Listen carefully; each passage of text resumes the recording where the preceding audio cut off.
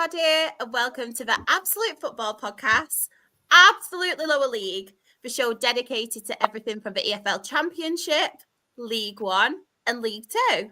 And of course, we meant to do it last week. StreamYard had other ideas. Don't know why. So we are back this week, finally, with the League One season review. And I brought some familiar faces and I brought some new faces with me.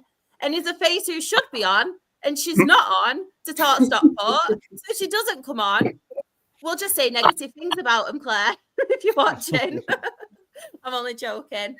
But Jen, how are you? How's your week been? I'm doing all right. Yeah, my week's been quite calm. Nothing major. Just chilling out, enjoying the sunshine while we've got it. Love that. Do you know what, Dan? I'll come to you next. Another familiar face. How are you? Yes. And how's your week been? I'm all right. Sunshine up north. I brought it back from Switzerland with me. That was the most amazing weekend at the weekend. Just a little piece of me is still there. I wanted to go swimming. I had a walk along the canal right today, and the canal there was blue. The canal where we are was just like black coffee, basically. There was it's just contrasts of where we live. But other than that, yeah, I'm absolutely buzzing. A bit of headache, but I'm buzzing. You had a headache and you decided to come on air with me. So it's going to be a migraine when it ends. Bring it on, eh? Just what I've always wanted. I know. And we've got not familiar faces, we've got some new faces. Keelan, how are you? And what team do you support? Yeah, I'm good. I'm enjoying the sunshine from Leeds, but even though I live in Leeds, I am as it says by my title, a long-suffering Peterborough United fan. I'm really happy because we get to talk Kean Hayes. I love Kean Hayes. Right. So I'm happy a Peterborough fan has decided to come on. Yeah, no, he's a good player. Yeah, he's got definitely one for the future. He was really good last season when we weren't so good, but we'll touch upon that in a bit. Oh, we will 100%. You've not got a choice. Ross, how are you? And what team do you support? So, yeah, I'm not bad, thank you. Wish I was enjoying the sunshine, but I've been at work all day and I'm at work for the next 4 days. So the mini heat wave I will completely miss. And I am a very happy Mansfield fan. Love that. And last but not least, Paul, how are you? And what team do you support? I know we'll have a very happy Graham in the chat because he also supports the same team. I do, actually. I support Charlton here on behalf of the Charlton Chronicles. Yeah, I'm in sunny southeast London. So, but really, thanks a lot for the invite onto the Absolute Football Award-winning football podcast, which will now be known to be henceforth. I know that Sam, when you won the award, I felt probably the same thing last week when I knew I was coming on. Oh my God, shaking. So yeah, looking forward to some good chat. Obviously, you've got a great panel on, and this fat old geezer in a Charlton shirt who sort of waddled on stage right. But no, glad to be here. Old man, but actually rocking the new threads, new Charlton shirt out this week. So, but great to be here. Looking forward to it. I love that. And thank you so much to all of you for coming on as well. As I said before, we're award winning. We don't know why we won the award. We don't know how. But we winged it really, didn't we? Don't say that. We did a Jamie Vardy chat shit, got rewards. That's it. Yeah, that's literally it. That's it. But of course, it's not just us. We've got some people in the chat. We've got Aled. He is a Wrexham fan. He's put evening all. Let's have a look at everyone. We've got Kate. She's put hey. As I mentioned, we have got Graham as well, our Charlton fan. Aled put not sure how I would rate our season. As for me, it would be A+, as didn't expect to be competing for playoffs, let alone autos. So we way exceeded expectations. I know. You'll be in a championship next season, won't you? We've got Simon as well. Evening, everyone. Hi, Simon. Hope you're okay. We have got Chris. Evening. Oh, said Simon. I must have missed his evening to us. We have got Lee as well. Evening, guys. Hope you're okay, Lee. I know he's had a bad week. Bless him. So hope you're okay. Sean, good evening, everyone. Hope all is well. Do I have to talk about bloody League One? Well, Sean, if you don't want to talk about bloody League One, don't watch just because it's a League One season review. But Sean is a Northampton fan, so I think that's why he doesn't really want to talk about it. But of course, we will make a start, and we are going from the bottom of the league to the top of the league today. So we will start bottom of League One, Shrewsbury Town. Who wants to start us off with Shrewsbury Town? Do you know what? I'll be honest. I hope I never see him again. Honestly, right? Like honestly, I'm trying to think of a word other than swear words. So when we played, you can swear. So when we played them at Shrewsbury, right? We went 1-0 up, and they had a player sent off at half time. And I remember being in the concourse at half time and saying, "These are the shittest team I've ever seen in my life." Right? Honestly, they were just so poor. And then they went and beat us 2-1 with 10 men. And I'm not bitter, but they were just so poor. And I know it says a lot about us, but yeah, come on, they were just they were never going to get out, were they? You say you're not bitter, you're all right, bitter bastard. Well, yeah, I can. Certain teams I don't like, and this will come out when we work his way through the league. But, yeah, so yeah, bye Shrewsbury. Claire, do you have any thoughts on Shrewsbury? I agree that they were really poor when we played them. Mind you, when we played them the first time, they were really poor, like stupidly poor. And then the second time we played them at home, they weren't as bad. But I think that they maybe needed to make the change with the manager quicker. I think they'll do all right next season, but we'll see. I really rate Gareth Ainsworth, though. He's gone to Gillingham now, has he? Oh, God, Jerry, hasn't he? Yeah. You really rate him, but it won't be at Shrewsbury. It'll be at Gills.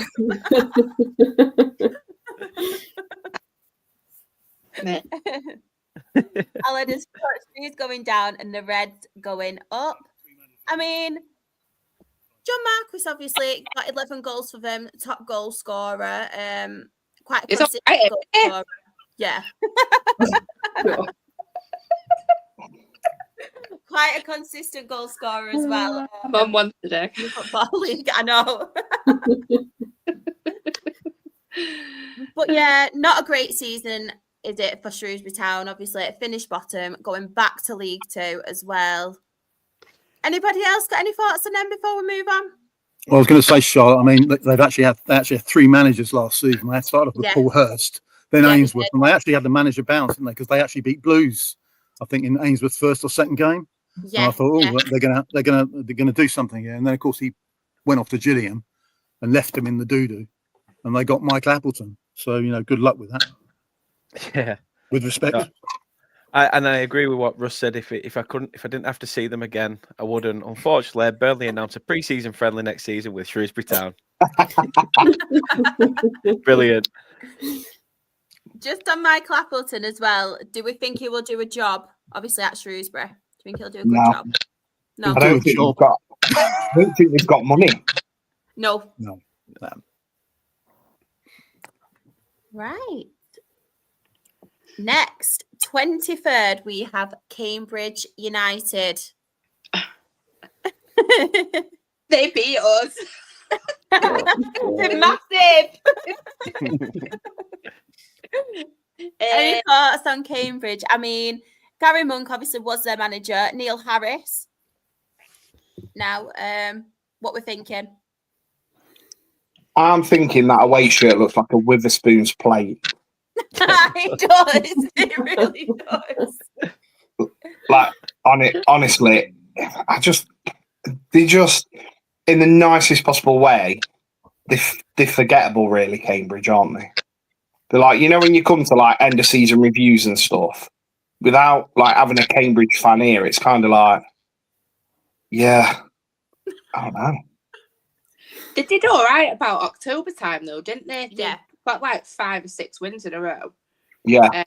And then they just seemed to like go off the boil again and didn't win for absolutely ages. Obviously beat us. They looked quite good when we played them the second time, but it was one of their really, really scrappy matches, like February time, where they know that they've got to kind of try and improve the game and whatever. And it was kind of, they didn't play well, if that makes sense, but they were scrappy as anything and they threw the bodies in the way. But yeah, definitely weren't a good team. Sean's comment. I mean, I might agree with it as a Peterborough fan. I was going to be quiet on it. I didn't want to look like I was reveling in Cambridge doing badly. But yeah, I think it goes to show the fact that Mark Bonner was very steady with them for a while. They got rid of him. They get Gary Monk in, who's a bit of a, to put it nicely, maybe a has-been as a manager in the Championship. It didn't really work. They've gone back to Neil Harris. It was just a bit of a mess of a season for them. And I don't know, it'll be interesting to see how they do in League Two under Harris, because obviously he was there with Gillingham quite recently and that didn't go plan either. So it'll be an interesting one. But no, I'm not too delighted about Cambridge going down, honestly. I actually think, to be fair, with Neil Harris, I think he'll do quite a steady and decent job at Cambridge, because I feel like at Gillingham, despite them not playing the most attractive football, it got them wins, even though he was quite defensive. He set the defence up. They were getting 1-0 wins, like, quite consistently. But it was just the fact that they didn't really like the style of play, did the Gillingham fans at that time? And I think they do regret now, obviously, what they wished for, because they've gone obviously downhill. They've been through quite a lot of managers, haven't they, recently? So I do think Neil Harris will do a quite consistent job at Cambridge. Don't know if anyone's in agreement. Yeah, I mean, you know what you're getting with Harris. It's sort of no frills. I mean, there's no love lost for me because his Bermondsey connections, but we'll move on from that. I think, it's going back a year or two, but of course, I don't think they ever really replaced Sam Smith. They've had various people in there, ex-Charlton, Reed Treads, Lyle Taylor. I think the Crawley Bond went in there as well. But as you said, I mean, I don't know what they did with Bonner. He did have that stability. And again, it's the usual thing about managerial upheaval. But then again, maybe they should have got Gary Monk out earlier. I think Harris will do a decent job. He's an honest manager. He'll call people out when he needs to. So I'm sure they'll do fine. It's just, I think, being in League One, they were sort of punching above their weight. They lost Smith. They lost, obviously, Lloyd Jones, who's now, Charlton's basically player of the year. And, with a club like that, when you lose that sort of quality, it's very difficult to replace it. You're looking for those sort of nuggets in the rough, aren't you, really? Those sort of little gems you can polish. And as I say, they've not had that. They've had a couple of good, every team has at least one or two good players. Liam Bennett, James Brophy, I think, are both good players, but there's just not enough of them. So, the league table doesn't lie in their case. So, good luck to them in League Two. Anybody else got any thoughts, or should we move on? 22nd, we have Bristol Rovers. Who wants to take this one? Basket case. Basket case of the club. I feel sorry for the fans. Yeah. I tune into the Talking Gas podcast, and the guys there have been really going through it. And I just think they've, there's been sort of all internal sort of machinations at the top of the club, and they just need, a complete reset. Got the new manager back in, or previous manager. They think a lot of him. So we'll see how they go in League Two. Hopefully they'll come straight back up. But it's not been great. Having said that, they beat Athletic and Men in October, so that was a nice coach journey back to South East London. But it's all been. They were safe. Maybe 10 games from the end, and it all went pear-shaped. So I feel really sorry for them. But as I say, hopefully they can reset, sort of come straight back up. Good luck to them. They are one of those teams as well, to be fair, Bristol Rovers. They are quite yo-yo, aren't they, between both leagues? I think at times they are too good for League Two, but then they're not quite League One, and then they obviously have struggles, especially like you said, Paul, the last couple of seasons in particular, they have had stuff going on with the previous manager, who we won't talk about, who's not on there. who we don't mention on this podcast. But then obviously, yeah, last season weren't very good. And then this season. But it says something as well, like you see a consistent pattern really, don't you? Especially with a top goal scorer. Your top goal scorer only getting 6 goals. It's a little bit of a problem, isn't it? Yeah. Yeah. Yeah, they were a poor side when we played them. I mean, they took the lead against us and the fans were singing, "That's why you're going down." To which we ended up beating them 2-1. But yeah, they were a poor side at home.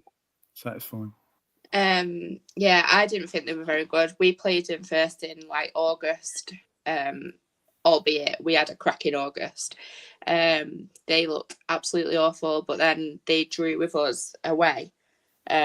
We conceded like an injury time goal, but it was like their only like real attempts on target. I think they'll do well in League Two. I just think, I hope they do well as well because, like we've spoke about it many times, we love Darryl Clark. Everybody loves Darryl Clark, especially us at Mansfield. We absolutely adore Darryl. Being a Mansfield lad, born and bred, you know, we do love Darryl here at Mansfield. Yeah, he's been through it, hasn't he? Yeah, definitely. He's one of the good guys in football, isn't he? Yeah, one of them good guys in football. Without a doubt, and you know, not to focus on too much what happened, but you know, to pick himself up and to carry on after going through what is probably the worst thing that could ever happen in your life. You know, the guy deserves much love and much credit, to be fair. Yeah, it does. It does. It's brave, but I suppose at the same time, there's no choice really, is there? Like, no. Shit hand that you get dealt, but I can't even begin to imagine. I think with Darryl Clark as well, I think Bristol Rovers need him because obviously he knows the club inside and out, and it's someone to kind of stabilise it and get things back on track, isn't it? I think especially with the last couple of seasons and what's been going on, I think they just need that person to kind of build them back up again and try and get them back onto that level. I think not just on the pitch, but off the pitch as well. And I think he's a right guy to try and get that connection with fans again. Yeah, definitely. I think after his ill-fated spell at Barnsley, I think they probably need each other. Yeah, definitely. Sorry, I am not laughing at Darryl Clark. I'm laughing at Kyle, the Bristol City fan, in the comments. I know. I know. This as well, what Chris has said. I can't get my words out. What Chris has said. The away form is shocking, only scoring 13 and conceding 43. I know. Not good.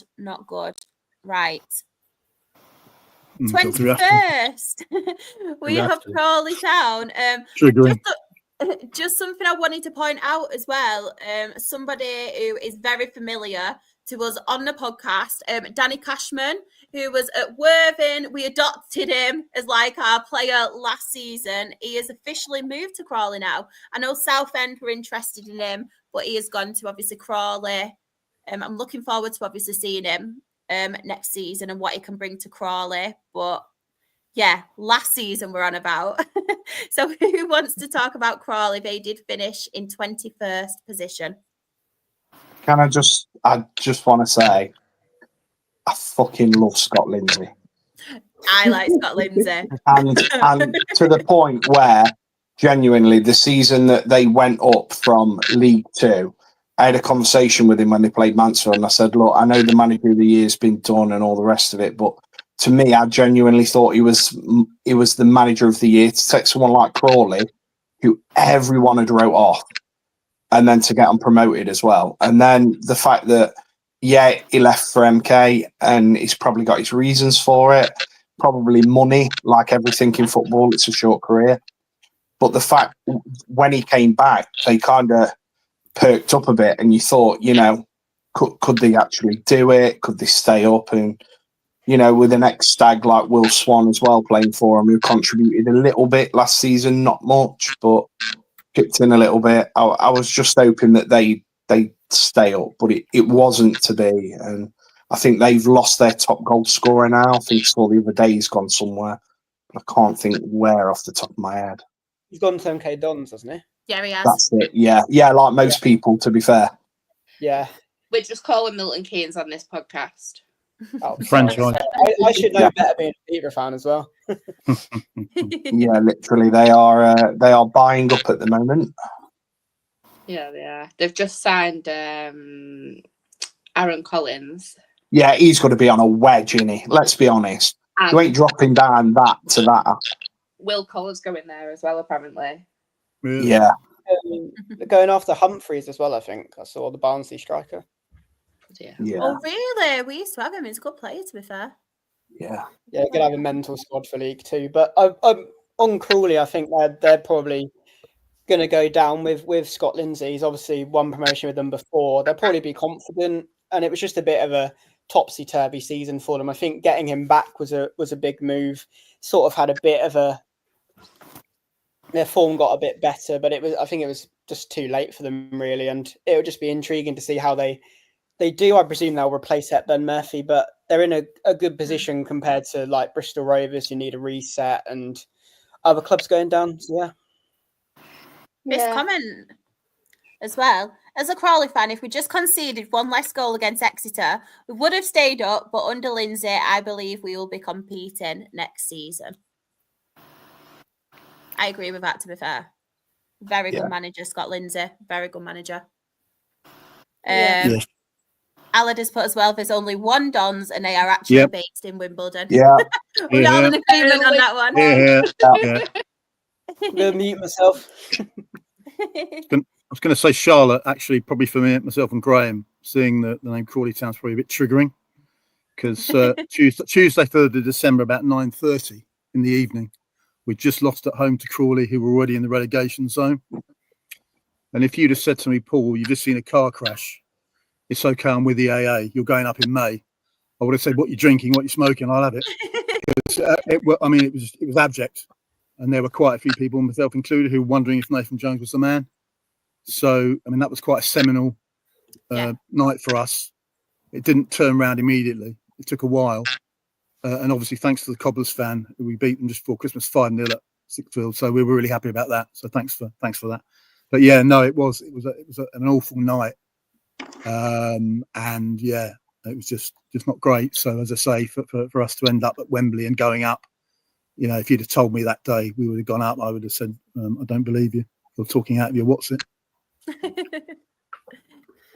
Jen, do you have any thoughts on Crawley's season?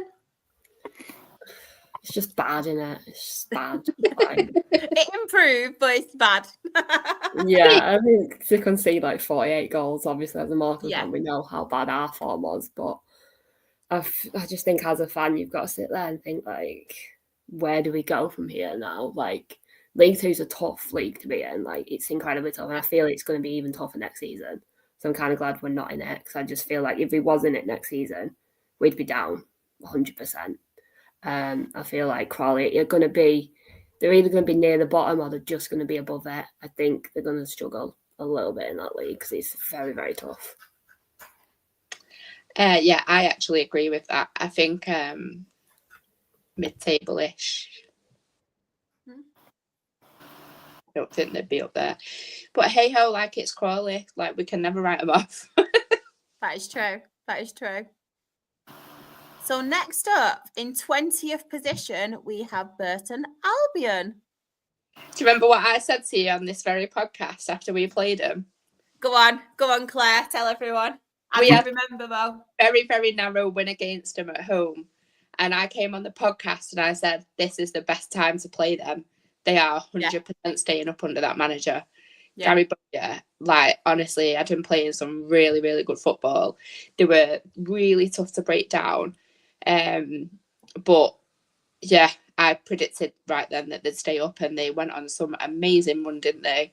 And I think that Gary Bowyer's just going to go on to keep improving them, to be honest with you. You did say that. Chris has put Burton, a great escape. Yes. They're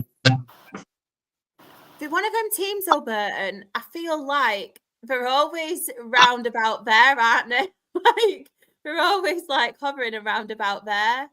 Didn't they get investment last summer as well? I was going to say, did they? Yeah, they broke the English record for how many new players they'd signed during a closed season. I think it was like 23 new faces they brought through the door. But yeah, I remember us doing that in the Conference North when Neil Young. But they had was it Mark Robinson at the beginning of the season? Yeah. Yeah. Gary Bowyer's just quite experienced, isn't he? But yeah, I think for a club like Burton, he'll carry on doing a good job. Anybody else got any thoughts on Burton? I think they'll go down next year. It's going to be a really bloody tough league this year. I just think the fact that, the striker that they had, the one that got released from Wrexham, I'm not even going to try and pronounce his name. I'll get it wrong. The lad that's gone back to Iceland, bro, yeah. Budvarsson or something. That's the one. But yeah, him. I think he got him quite a few goals to get him out the mire. I think their captain Sweeney, he's left and come to us, and I think that's a massive blow because he's been there like player at season for the last 2 years. I think there's rumours of a few others going as well. So, the owners don't seem to be throwing the cash around as much this season, neither. I've noticed that. So I'm not sure. I think, and the thing is, and when you say it sounds really disrespectful, but it's not. Having been to Burton, I'm assuming a lot of people in this room have, it's a small club with a small fan base, and they do punch above their weight. And that's no disrespect, but they're a smaller club in this league. So I just get that feeling that it might be time for Burton next season. Yeah. Just wanted to come on as well, right, and say, everyone's tagging me in it. I'm getting texts. I know Jay Birdie's going to Salford. Please don't break my heart anymore, everyone. Please don't. I'm trying to stay composed and cry after the podcast. I'm trying to stay composed. I don't think my mascara is waterproof. Oh, Shawnee boy in the chat, give us your season review on your team, Northampton. They finished in 19th. I don't think his will be that long, to be fair. It doesn't beat around the bush, Sean. It just basically says that they were crap. Are you ready? We were shit, the end. Yeah. But before that, Northampton. What's that, sorry, Claire? Sorry, darling. I was just saying they had some really good wins. But they only had 12 wins, though, out of 46, so not enough. Yeah. It was enough to keep them up, wasn't it? And I It was. You're right. We played them at their ground, and Christy Pym, in a rarity, had an absolute fantastic game and kept us in it. And, I thought they were really good, to be fair. So, yeah, I don't know how they're going to fare this season, but I can only judge them on when they played us, and thought they were okay, to be fair. I don't know why I didn't see them going down. I saw Burton going down before these. Yeah, I think they've done some good business as well. They've bought in like 7 players already. They bought like Elliot List from Stevenage. Yeah, is the one today. They're clearly proactive. I think it's just a bit of a weird one because John Brady was there for so long, did a really good job, and then I've sort of forgot that Kevin Nolan was their manager, to be honest. It's just, and obviously Northampton are rivals with Peterborough as well, and it just seems to, I don't know, they're a bit like Burton, where they seem to flirt with relegation and then they just do enough in the end. But they didn't have players like Mark Leonard this season. He was obviously at Birmingham, so they didn't really have that star quality. But as we say, they got the 12 wins, and that was enough really to just keep them above the relegation zone. I think this is aimed at you as well. Oh gosh, I forgot about that. To be honest, I forgot. You don't get a trophy for beating us twice. So, Anyway. That is true. That is true. Oh God, it was 4-0, wasn't it? I've absolutely just blocked that from my memory. God, the amount of goals we conceded. I mean, yeah, God. We beat them 5-0 just before Christmas, and that sort of kick-started our season, basically. So thanks, Cobblers. We actually loaned them a midfielder called Terry Taylor, who I was very surprised that we let him go. And Terry's, I think, had some pretty good reviews. But yeah, Kevin Nolan, again, another sort of no nonsense, probably Neil Harris type, but obviously with a far greater playing CV, and hopefully he's obviously steadied the ship. Hopefully he can sort of bring them on sort of next year. We've got our very own Sam in the room. He's put, hey team, Shara is the queen of the season review. Hope you're all doing great. I know I've done a fair few of them. Which you can all catch, by the way, on our YouTube channel. So after this one, obviously, because we're not done this one yet, catch National League North and National League South season reviews. They're very, very good. But who have we got now? Fancy that. Oh God. I'm just excited to talk about Kean Hayes, but I'll let you get the season out the way first. So Peterborough did finish 18th. Yeah, no, it was a strange season because obviously there was a lot of highs. You know, we beat Birmingham in the Virtue Trophy final, and there was a lot of exciting qualities to the season. We're obviously really good on the front foot, scored 68 goals, but the amount of goals we conceded, and it just seemed to go really pear-shaped really quickly at random points of the season. Obviously, we'd sold so many players after we didn't win promotion, and it was just a real strange season. And you know, based off the business we've been doing now, we've lost Hector Cipriano. We're going to lose Poku. We might lose Malik Mothersill. That's the rumor. He might be heading to Charlton, is what I saw. So, you know, it was a real slap in the face season because we were so close to that promotion. It all looked like it was adding to it, and then back down to life. And you know, an 18th place finish. And I think come the end of the season, I think we were only about 5 points off the relegation zone. So hopefully that's not a sign of things to come this season. It shocks me that you did so badly, you know, because like that's really not the Peterborough you see. Like you do badly in the Championship and really well in League One. So what's changed so much this year that you'd struggled? Like it shocks me quite a bit, to be honest. I think we lost the spine of our defence. We lost Josh Knight. Yeah. We lost Ronnie Edwards. We lost Harrison Burrows. And then, unfortunately, with the Peterborough way is you buy unproven gems and hope they instantly become great. And it didn't work really this season. Chris Clark came in from non-league. We were thinking he was going to be unbelievable. And to be fair to him, he's shown bits of it, but it's far too much of a step up expecting him to be, you know, your saviour in a League One promotion winning team. And we just didn't, you know, we've relied far too much on youth coming through. They're good players, but yeah, it just all culminated in an awful season. And I was surprised, Claire, because I'm always optimistic about Peterborough being an entertaining team and we'll be in and around it. Darren Ferguson, you know, as much as he's not everyone's cup of tea, he is a promotion winning manager. It's proven, and it all just fell flat for us. But we had that Wembley win, so that was just about enough for me to, you know, some hope. What? Sorry. It was a Mickey Mouse trophy that no one really cared about. I mean, that's what Birmingham fans said, but you would think otherwise when you see how many fans they took to the final. Yeah. But no, yeah, I get what you mean. It was a bit of a, what was it? It was a bit of like a silver lining, but it really wasn't, because regardless if you win that or not, you're still going to lose Poku and all of these great players. So yeah, let's hope we do a bit better next season. But I'm not keeping my fingers crossed. Yeah, we've just signed Teo Eden from you. Yeah. Can you tell us what we'd expect from him? Well, it's interesting because I was at the final game that we lost at Rotherham, and it was really loads of reserve players out, and Eden was playing, and he was by far the best player on the pitch. But it was a really up and down spell for him. He got, I think it was about 3 red cards in the second half of the season.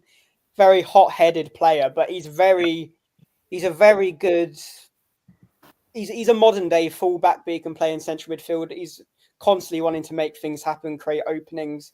But it'll be interesting because I think unfortunately, it didn't go his way at Charlton. He was a bit of a reserve player there. Yeah. He went to us. I think he might have used us now, looking back, as a bit of a springboard to go to a better team in Stockport, because you're going to have better aspirations next season. There's more money at the club. So I think he's seen us as a way to, unfortunately, get a better move. I don't think he'll be fucking taking any prisoners if he gets 3 red cards in half a season. I'll be battering him, never mind Dave. Yes, so Keelan, you took the mick out of us, though, didn't you? At your home game, was it 3-0? And that was the posh that I kind of remember. It was obviously Mother Seal, RJJ, Oda, and Poco running riot. We had no answer that day. It was just, and he won at a canter. So I sort of wrote here on I've gone old school, Charlotte. I've done proper notes. I actually wrote the great deceivers, because obviously I thought that you were going to actually do a lot better. But then, as you say, to lose players of the calibre of Burrows and Ronnie Edwards, who's probably my favourite League One defender last couple of years. I don't know about the headband though. He looks like prime Pochettino from 2002 World Cup. But apart from that, an excellent player. So as you say, if you're not going to replace them with sort of like for like, then you're always going to be struggling. So as you say, hopefully next year it'll be a different story. Can we just talk though about? Now I'm going to surprise you all. There's 3 people I want to talk about because they're all obviously linked to Dale. Abraham Ado. I'd like to get your thoughts on him. George Never, because obviously George Never, we did have and you did buy him off us. And then Cian Hayes, like everyone on his podcast, everyone in this world knows my love for Cian Hayes, but we'll save him till last. But what were your thoughts on obviously Abraham Ado as well and George Never? Yeah, I think Odo was a bit of a scapegoat at times. I think obviously when our form was really poor and falling off a cliff, you often attach it to certain players and go, it's their fault. But yeah, he's a good player. I think he's very hit and miss at League One. He's obviously proven at League Two with Harrogate and was at Rochdale. And I think it's one of those where you can see it in flashes. I know Paul mentioned it in the Charlton game. He had a really, really good game, scored a really good breakaway goal. But it's all about showing that consistently. And I think next season, that might be the season where he kicks into gear, really. I mean, going on to George Nevitt, it's a bit of a unfortunate one with Nevitt because, again, you watch him play and he's got some really great qualities on the ball, especially. I think our issue was we were hyping him up to be the next Ronnie Edwards, which is a mental tag to put on a teenager. He came in and he looked decent enough in a few games. He just hasn't had a consistent run in the team. And I think for Nevitt's sake next season, it might be we send him out on loan to get a bit more experience. And then lastly, Cian Hayes for the first half of the season, when he came into the team, it was just he's just constantly looking to bomb forward and entertain. And it was just what we needed when the results were slipping away. Got a good few goals and assists. Second half of the season, he wasn't being utilised as much, probably because Poku was back fit and was being utilised more down that wing. But Hayes is a really exciting one, and one that took us a bit by surprise because we brought him in. He'd had a bit of, a loan spell in non-league. Was hyped up to be quite a good player in those scenes. But he really, really, really took to League One well, and hopefully he kicks on next season as well. I did a lot of the hyping up as well. I'm not going to lie. I hyped him up that much. I was gutted when obviously he left. But I just wanted to get your thoughts because everyone's heard my thoughts throughout, even this season when he's not even been at Dale. So I just wanted a Peterborough fans' thoughts to kind of justify that I was right about him. I love him, honestly. He's my favourite. Ross, Mansfield Town, 17th. How was your season? From heaven to hell. That is literally the best way to describe it. Now, I know you can't get carried away with like early fixtures and early tables, but at one point we were up to third. And I remember beating Crawley 2-0. And on the drive back, me and my mate sat at the front of the car and we were going places like past Watford and places like that. We were like, we could be playing them next season. And literally it just took over, and then the reality kicked in, you know. It was like something happened after beating Stockport again. Guaranteed nailed on 6 points a season, that, innit? Yeah, definitely. I love it. That and Peterborough been the only two highlights. But yeah, literally after the Stockport win, it just went downhill. And to this day, like genuinely, I struggle to understand why we fell off a cliff so much. Like, yeah, we've got aging players. I get that. I think the biggest thing for us was the Lee Gregory injury. I think that really, really derailed our season, because even for Lee Gregory's age, he was just a level above, and you could see it. And I think, you know, when you lose a player that influential, Will Evans has stepped up and been fantastic. But the problem is with Will, he tries to do too much, and he knackers himself out. And I think him and Gregory work fantastically well. You've got the old and the youth together, and Will knows what to do. But without a Gregory in the level head and keeping him with it, I think that's part of the dip in form. The other dip in form, because I feel like I've got to call it out, Christy Pym cannot save anything from outside the area. It was just, Nigel kept coming out and going, oh, the once in a lifetime goals, worldies, they're not, it's shit keeping. You know, when you've got teams at League One like Lincoln scoring from a corner, and then Sam Clucas coming in the next fixture against Lincoln and literally doing the same thing, you know you've got problems. Wycombe, we lost from a goal outside area, and it was just like they'd have a shot from outside the area, and as a Stags fan, you knew it were in. It were either going in or missing, because they weren't saving it. And I think, how's he getting such like? Well, because I've heard you talk about him like in this way for like 3 years now. Sorry, say that again. I've heard of you talking about him this way for seasons. Like, yeah. How's he still getting like? Well, I don't know. And there's like rumours of like him calling in sick for the last game of the season. Like, I know he probably desperately wanted to play against Peterborough, because there's nothing more than Pimmy loves is beating Peterborough. But for some reason, we decided to go with a young lad called Owen Mason, who me and my little boy love. My little boy sponsors him, so he's his favourite player. So he got his first debut at League One. We're over the moon for him. But then Christie didn't show to the game. He wasn't there. And then the next thing was Exeter, another one of his former teams where he's from, last game of the season. And he didn't show up. Apparently he was ill or unwell. And then the next thing we see, a couple of weeks later on Instagram, is that he's announced his departure from Stags. But we've not done it. The player's done that before. Oh. So I just feel something's happened. And then, I've got to touch on it. And it's going to, some people will get angry about it. Other people won't. I don't think the Lucas Akins situation helped us. Obviously, you've seen the news. You've seen what happens. I can personally say, and this is from my own experience, Lucas Akins is one of the most nicest footballers I've ever met in my life. And I think it can happen to anyone.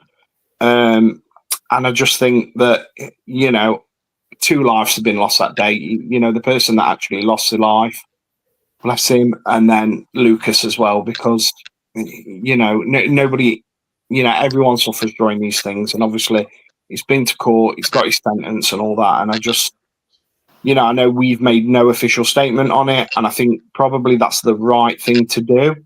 Some people might tell me I'm wrong, but we just wait and see what happens with him now. But I think that also, depending on when the team found out, could have affected him as well. So I think not only have we had like problems on the field, I think we've clearly had problems off it. You don't get a team that's all together half the season and then after a win just go rubbish. So it has been a struggle, and it's been coming down to earth with a bump. And there were times where I've sat there and thought, we're going back down to League Two. I think that the loss against Exeter on a Tuesday night, when we'd driven all the way down to Exeter, I think that for me was soul destroying. I wanted Nigel gone after that, and I'm not afraid to admit it, just simply because I just didn't see a way out. I didn't see where the next win was coming from. But, you know, we got it. We stayed up. Nigel's still here on a 2-year deal, I believe. And now we just build and move on. As me saying Burton is a small club, I'm not saying we're small, but we're not one of the biggest clubs in League One. We're currently building a new stand, so we're going to increase capacity, which is great. We're a club on the up. But yeah, it's just nice to stay there and just be a League One team again.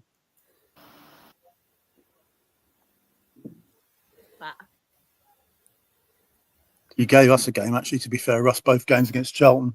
I thought. I will say, though, Charlton brought the best away fans of the season. They were fantastic. Didn't stop from start to finish. It was amazing. Best away fans of the season. Can we just skip over these because they broke my heart? This is who Jay Bird plays for. Can we just skip them? No, Exeter City, they finished in 16th position. Does anybody want to talk about Exeter? Because I don't think I'll give them a good account if I talk about them right now. I don't understand. What's the matter? Jay Bird. Oh, yeah. His parent club is Exeter, and they are letting Oldham and Salford have a bidding war over him. Luckily, Salford are winning this bidding war, by the way, because if he went to Oldham, that would tip me over the edge. We got 2 wins against them. So we won home and away. They were not the best team. They didn't score against us. I thought they looked pretty weak, but the amount of goals that they've scored wouldn't really suggest that. Maybe we were just good at defending against them. But I think they weren't one of the worst teams we'd seen. Obviously, they had a few good results as well during the season. They had a good run in the cup as well. But yeah, that Miller Nicality actually joined us on a season contract at one point. We sent him immediately out on loan and then released him at the end of the season. And since then, he's gone on to bloody... Where is he now? Luton. Luton. Yeah, he's doing all right for himself, isn't he? Anybody else got any thoughts on Exeter? Yeah, I was just going to say, Charlotte, they obviously lost Tristan Crammer to some club in Birmingham. Yeah. He thought he would improve his career prospects. Good luck with that one. But I think so. I think he was a good player. He scored a goal against us, headed goal. So he's pretty cultured for that level. Obviously, they're going to have to replace Joe Whitworth, who, again, pains me to say, was a Palace, on loan from Palace. He played well, so apparently. So, yeah, they're obviously going to have to replace these players. But, again, it's another club. You know, Russ talked about people punching above their weight. I mean, they're punching above their weight. You know, they're sort of, to me, they're sort of a League One club at most. Sorry, Exeter fans, don't come at me. But, you know, that's probably about their level, really, I think. Sort of mid-table, lower mid. Yeah. Right, 15th position, we have Wigan Athletic. They've surprised me. I thought they'd do better than 15th. Sorry, what's that? She's that surprised she's choking. She's joking. She's not surprised about it. Yeah, I think, again, they've got, I think, probably one of the best goalkeepers in the league. Who's destined, I think Tickle's destined for the step up to the Championship. 100%. I'm also a bit bitter about Dale Taylor, as we came in for him for a loan, thinking we'd get him because he's a Notts Forest lad, and I thought, you know, that the link might happen, but in the end chose to go to Wigan and had a really successful season there, to be fair. Top goal scorer, fans player of the season, I think players player of the season as well. And yeah, again, another lad who, you might be seeing in the Championship or at a high League One club next season. They drew a lot of games, didn't they? Especially away. Drew a lot of games. I'm just looking at them now. They had a good run. Like, I want to did. say from like March to the end of the season, they didn't get beat or something like that. I might be wrong with that, but it's just they signed what's his name? Someone from Oxford on loan. Dale. Is it Dale? Just Dale. Dale. What's his name? Someone tell me his name. Owen Dale. All right, yeah. Yeah, that Ex-crew, I think, wasn't he? Ex-crew. Yeah. Is it called Owen? Leave him alone. It's called Owen Dale. Anyway, they signed him on loan, and after they signed him in January, they seemed to play better. And it'll probably sound ironic because we drew with them first game, and then after he'd signed, we beat him 2-0. But the day we beat him 2-0, I thought they were better than the day we drew against him. So I think they played a lot more attackingly through that second half of the season. Do you think they'll do well with Ryan Lowe? I don't know, because this is going to be one tough League One next season. I mean, he's got the experience. He's got Championship experience as well, isn't it? So I think he's quite a good manager, isn't he? Obviously, the connections and stuff he has. So I actually think Wigan will have a decent season next season. I really do. I suppose it depends on whether they strengthen where they need to strengthen. So obviously, it's that most important time of the preseason, isn't it? Really now at the minute. Yeah. Getting your squad strengthened, I guess, like they theoretically should do well. But yeah, we'll have to wait a few weeks. Aren't they a lot better off now behind the scenes than they were as well? Because I know they had some struggles, didn't they? I think it's more stable at Wigan now, I think. Yeah, and I was going to touch on Ryan Lowe. Obviously, before he went to Preston, he was doing a really good job with Plymouth in League One. And I think they were in the playoff spots when he left to go to Preston. Yeah. So he's got the experience of the level. I think it's just maybe making them a bit more entertaining, and just wasn't a lot of goals, a lot of draws, as we said. And yeah, that would just be adding in some decent players. But yeah, Wigan are a solid club. I would have tipped them to do better, because I think they seem to be a club on the rise under Sean Maloney. That obviously didn't work. So have you seen the rumours of who they are signing on loan? No. Paul Mullin. Oh, I saw that. Yeah, I saw that. Yeah. He's got connections to the area or something. Yeah. It's not far from his family, is it? So it's probably ideal for him as well. But that'll definitely up their goals then, you'd imagine. Well, I suppose you'd have to wait and see, because he's not exactly set the world on fire this season, has he? No, he's more League Two, isn't he? National League, yeah. But it's one of those where he's just got that know-how. You would think he'd go in and maybe do a job there, but if they make him like the main man at Wrexham, he'd become, second in command really when they got promoted. So that'll be an interesting signing. Yeah. Yeah, we played Wigan first game of the season at the Brick, actually. 5:30 kickoff. Thanks, Sky. It was last train home. Rush job. Yeah, I mean, we beat him 1-0. Obviously, you can't say much, can you? First game of the season. They didn't look all that. They obviously got rid of Theo Asgard to Luton, so that probably didn't help them. But, not much to sort of talk about, really, is there? I think sort of 15th. It's probably about the level, isn't it, I guess? Right. 14th, we have Stevenage. Fucking Stevenage. They just do me. I didn't, because, we did beat them at home.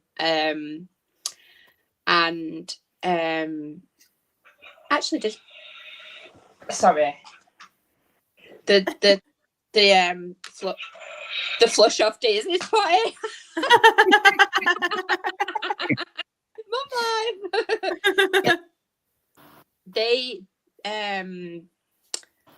drew. Oh, did they draw? Oh God, I can't remember. I think they beat us. Yeah, they definitely beat us just before Christmas. And I remember Farley being buzzing about it. Like, I miss Matt Farley, Mr. Positive. Yeah, he was very positive, wasn't he? He always is. Always. I know, like, he was like, yeah, we're doing it. We're gonna finish in the playoffs now. And then I know we beat him at home. But I think the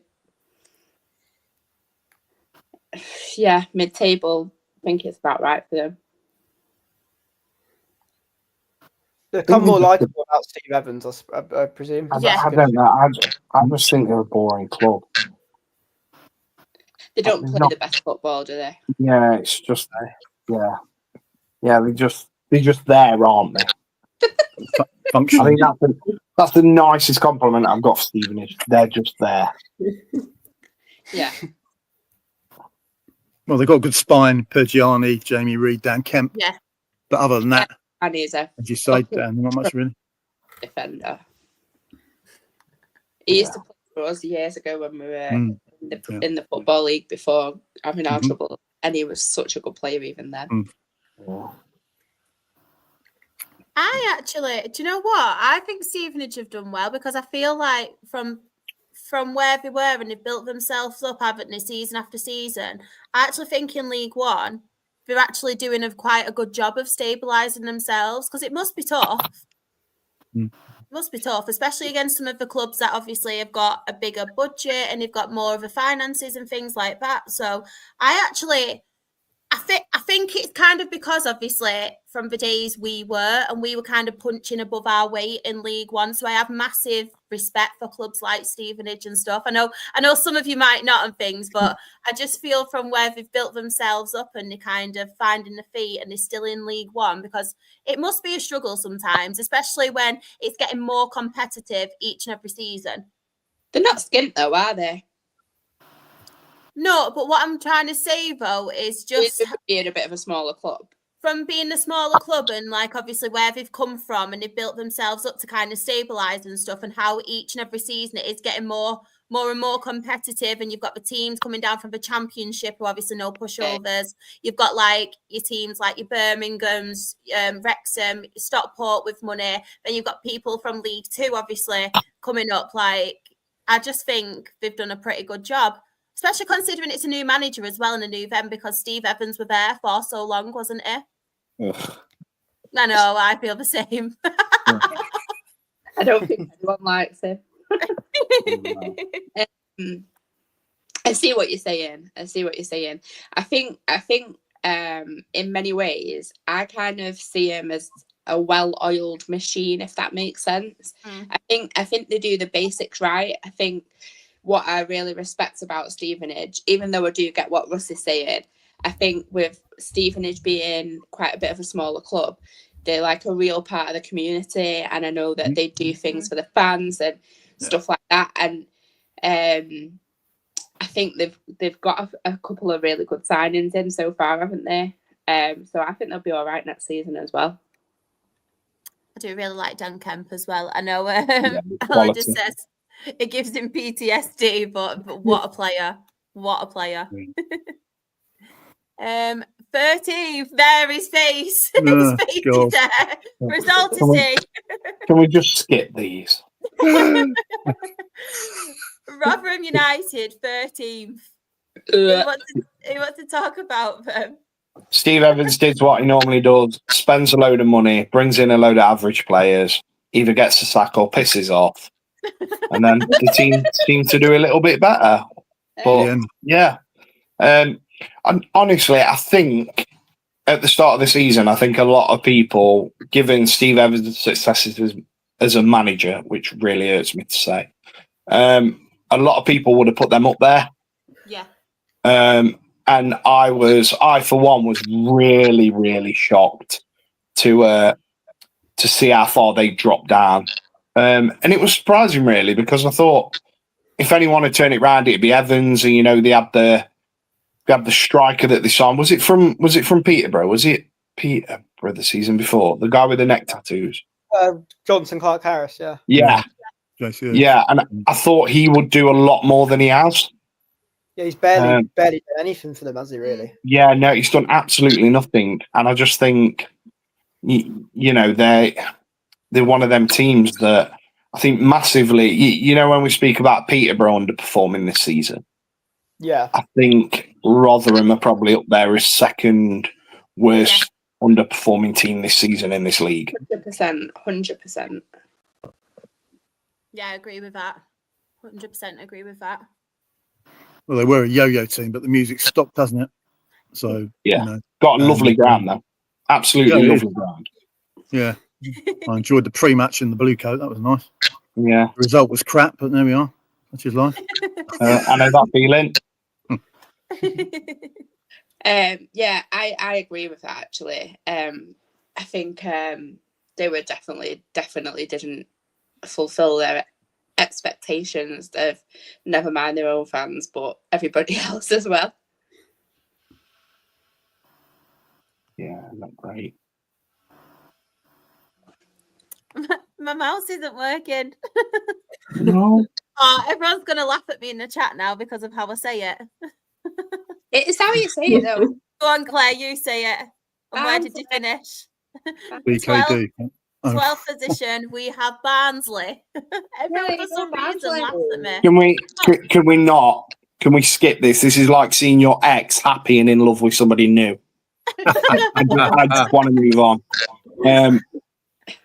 What can I say about DKD that I haven't said before? It's amazing. Absolutely superb player. He dragged us out of League Two when we needed someone to make a difference, and we missed him because we didn't replace him. But yeah, phenomenal first season in League One. Carried on where he left in League Two, and I wouldn't be surprised by the end of the window if he's in the Championship. Come to Charlton, please. That good.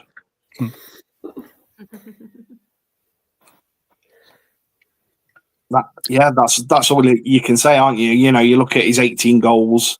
Yeah. You look at the games he's won for them, which is what he did for us in League Two. Without that, I think Barnsley are probably a lot lower. Like that.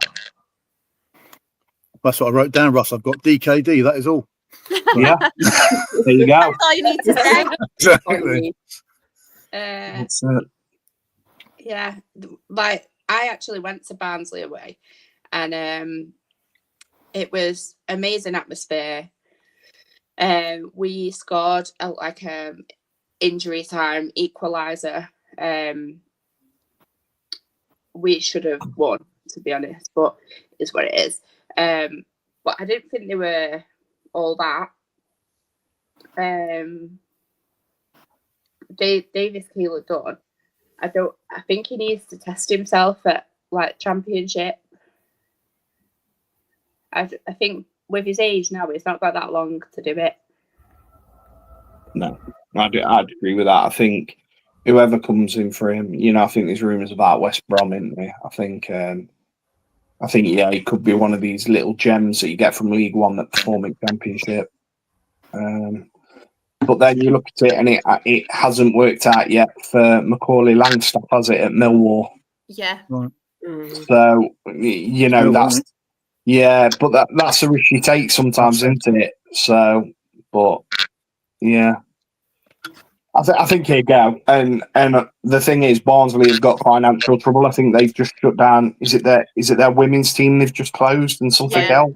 Yeah. So there's obviously financial trouble there. So I think you'll probably get DKD for under what he's worth.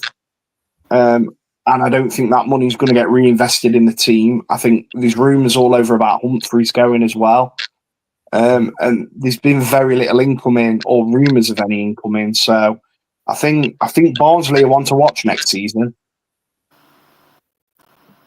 Yeah, and I think as well with someone like Hurahan as well, he's not proven at all. It's a No. slightly, risky appointment, but also an appointment where he was already there. So they've just sort of shoved him into the managerial spotlight, and let's hope he does well. I mean, towards the end of the season, they were scoring so many goals, but conceding so many.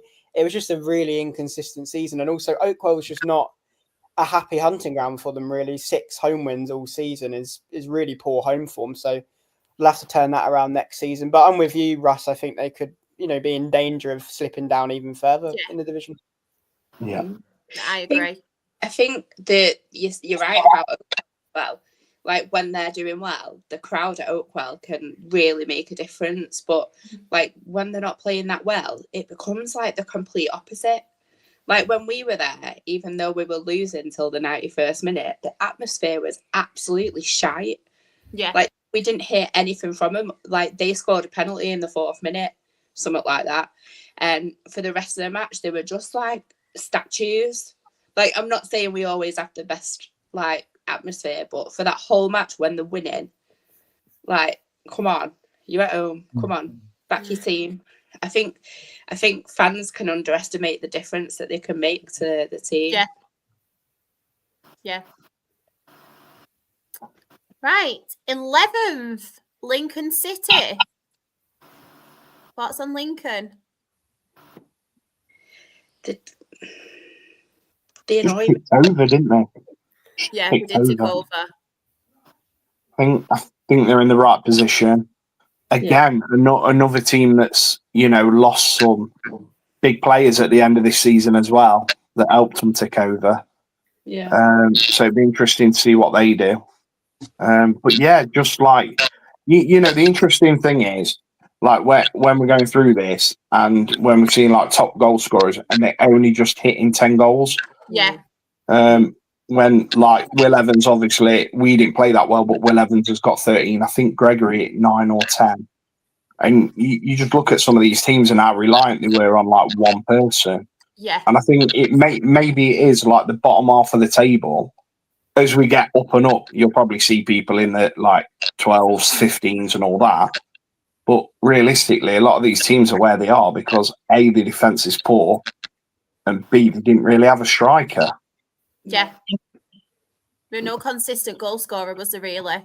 No, not really. No. Every season you normally have like a couple of standouts, don't you? Like DKD is obviously a standout. Yeah, But like there's normally a few more pushing for it, and you're like, oh yeah, you get to a team and you think, yeah, he had a really standout season, and such had one. Lincoln just didn't have that, did they? They just kind of ticked over. Yeah, you're right, Dan. Because also, if you haven't got that big goal scorer, you want them to share the goals out. I mean, we've obviously come to Stockport and coping with losing Louis Barry. And obviously, we were able to sort of share the goals around. But if you're just relying on one guy, as you say, and then the rest are like ones and twos, if that, then you're sort of in trouble. I mean, I think they're an established League One side. If you'd have said maybe 10 years ago to the average Lincoln fan, and without wishing to sound patronising, you're going to be an established League One side for many, many years, at least a League One side. Then that's been a great achievement. Hopefully, they can sort of push on.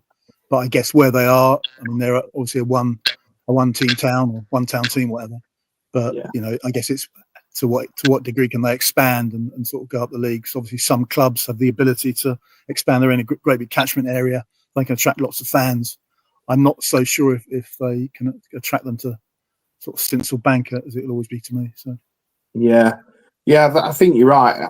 I know the owners have got a little bit of money to play with. I think they're American investors, and like they've got like not to the point of like what Wrexham had and all the rest of it, but yeah, there is a little bit there, isn't there? Yeah, and they're a club I think they're just in a healthy position, aren't they? I think as Paul mentioned, I think they're just happy to be a mainstay in League One at the moment. I think Michael Scabala is a manager that's quite well respected. He's obviously a bit of an unorthodox manager, came through at Leeds and then got his first main gig at Lincoln. I think there might have been a few that wanted them to push into the playoffs if you asked Lincoln fans. But it was a decent season. I mean, one of their highlights was probably beating Posh 5-1 at Stinsel Bank, and I remember being in the away end that day, and it was like, this team looked like they could be playoff bound. But I think one of the comments that flashed up, I think they are probably just one decent striker or a couple of additions away from maybe getting into that top 6 picture. But no, I think it's a solid season, and it'll be interesting to see if they can push on. 2 of James Collins' 10 goals can't be against us, but let's move on. Oh, we've got a top goal scorer with one more. Huddersfield Town, they finished in 10th position. Do you know what? I actually had these to finish higher. I had them playoffs, and I was quite disappointed. I have got the predictions on what we made at the start of the season for later, but I was quite disappointed with Huddersfield because I really did. Honestly, I can't really see them. I know. I really did think they would do a lot better than they did. Yeah, same. I think they were extremely disappointing this season, and I have to say, like, they beat us. Like one of the freakiest goals you've ever seen in your life. They beat us with a goal in the first minute when we played them. It was literally after about 14 seconds or something stupid. And so, like, what can you say? It was around Christmas time. It might have even been Boxing Day. I'm pretty sure. And then, other than that, they weren't very good. But then we beat them at our place, and bit of a better game. Sorry. But yeah, I definitely expected them to do a lot better this season. I mean, the amount of games they lost away. I know. 11. Even at home, though, 9. No, yeah. I think personally they're a team with a hangover. They never really got over Forest beating them in that playoff final to get to the Prem, did they? And I think from there it's just been, like a slow, like fade away. I mean, we played them at Huddersfield, and the stadium was half empty. Yeah. Like there's not. I don't know. Obviously, you go to these teams, and like obviously, I tell Edward, my little lad, "Oh, these used to be a Premier League team because you've seen it on Sky and it being packed out and all the rest of it." And then when you get there and it's like half full, you're like, "Where do all these people go?" I know a lot of people jump on and all the rest like to enjoy the hype of the Premier League, and when you're doing well, everyone comes, but realistically, that is such a nice stadium, but it is literally half empty.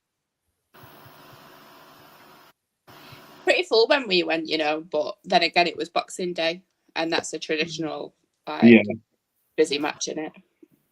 Yeah, it was pretty quiet when I went with Posh, and it was one of those when Peterborough were in a really bad patch of form. It was looking really, disastrous that we could be sucked into it, and we went there and. I think they were on like a really strange run under. I think it was just towards the end of Michael Duff's reign, where I don't think they'd scored a home goal in about. I can't remember how many games in a row it was, but we went there and the home atmosphere was just so dire and just really bleak. And we beat them 1-0, and it wasn't too difficult of a game to really win. I just think it was a season, like Russ said, it was a hangover probably from where they could have been, but a hangover from a relegation that was happening for a few seasons down to League One. I think the real hope for them this season is the fact that the amount of statement signings they've made. Obviously, they got the left back from Lincoln, Rowland. He looks a good player, and I think they're going to be considered favourites for promotion, but they were considered favourites this time last year, and it worked against them. They've obviously got Lee Grant as manager as well, who's a bit of an unproven, candidate for the job. So it'll be interesting to see it. But yeah, they're a big club for the league, and I think there'll be expectations that this was a blip and they can, maybe try and win promotion this time around. Agree. Yeah, because I've written down let down of the season question mark for me. And then I look at I look at the squad and I think, well, actually, were they a playoff squad? Obviously, if Alfie May, because as you know, Blues hijacked the Alfie May transfer. If Alfie May had gone to the Terriers, it might have been a whole different story because he's, a 15-20 goal a season striker. So, obviously they're ruining that. Blues obviously doubled his money or tripled his money or whatever, and off he went. But so that was undoubtedly a blow to them. But again, it's another one. Hopefully they can sort of regroup. And, as Keelan said, they've started signing players already. We beat them quite easily at home. We lost away. I think our captain Greg Doxty got sent off quite early on a pretty awful day anyway, weather-wise. But they came to us and they were really cowed. They looked they were still in the playoff hunt for sure, but they just didn't really. They weren't at the races, so it didn't look good for them, and so it proved towards the end of the season. So a bit of a letdown. Definitely my letdown anyway. Watch me, I bet I've not even had them now. I'm convinced I have. But now we have Blackpool. What does everyone make of Blackpool season? I think it was a bit of a disappointing season for them. I think obviously they didn't start the season very well. Even we managed to beat them was it 5-0 or something? Let someone tell me, because my memory is absolutely crap. But something like that. No, it might have been 3-0. I don't know. Something like that. 3-0, 4-0, 5-0. What's the difference? You beat them 3-0 away from home right at the start of the season, I think. Thanks, Keelan. Yeah, they were shocking that day, and their fans were like, "Fuck's sake! Like, we're getting hammered by Stockport, for fuck's sake!" And like, obviously, they went on then to get Steve Bruce, and I think they did improve under him, but they became so fucking boring to watch. Yeah. And obviously, like, they're going for it next season, given what they're, obviously, I'm not going to mention full details on here, but what they're paying Fraser Horsfall and a long contract. It's absolutely crazy, but for me, it shows that Steve Bruce is going for it and is a really defensive manager in it, so he's going to go all defensive next season. It's going to be boring to watch. Yeah, exactly. And 4 year, these, I think it's these and Bolton that they're getting out 4-year contracts like Skittles, aren't they? Yeah. And it's just like at League One level, 4-year contracts is mad. Unless it's like an 18-year-old kid who that you're going to make millions with, then don't do that. No, it's just bizarre. I think he'll be gone by Christmas. I'm not sure. I think they'll do all right. I think they'll do well. I think they'll be languishing around mid-table, maybe like bottom half-ish. And I just think, even though they might even be 6 points away from playoffs, I just think fans will just get that bored with negative football. Yeah. Look at them draws at home, though, as well. Yeah. That's true.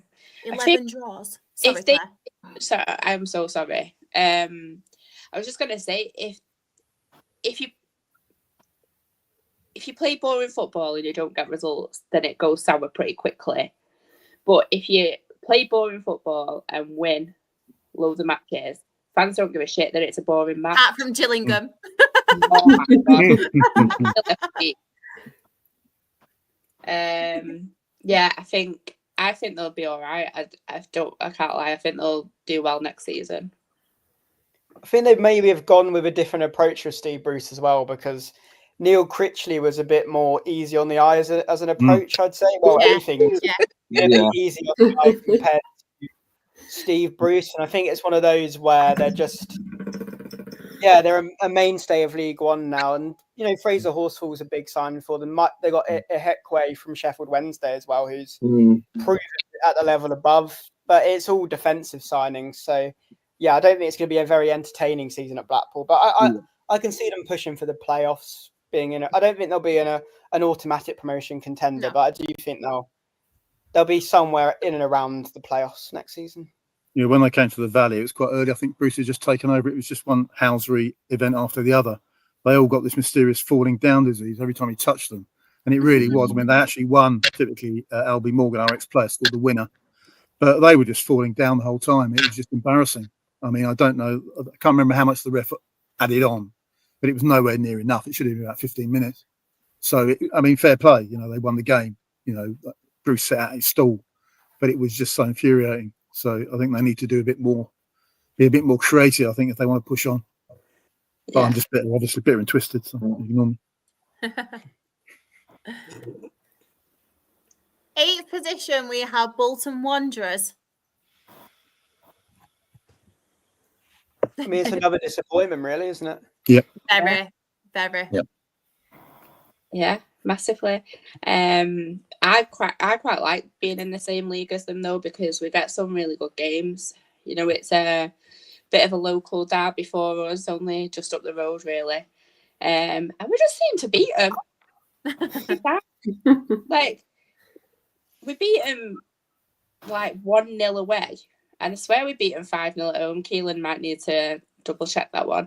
I'll get Google ready. I'm fairly certain it was 5-0. Because I remember their fans like kicking right off, like It was 5-0. You got a good memory.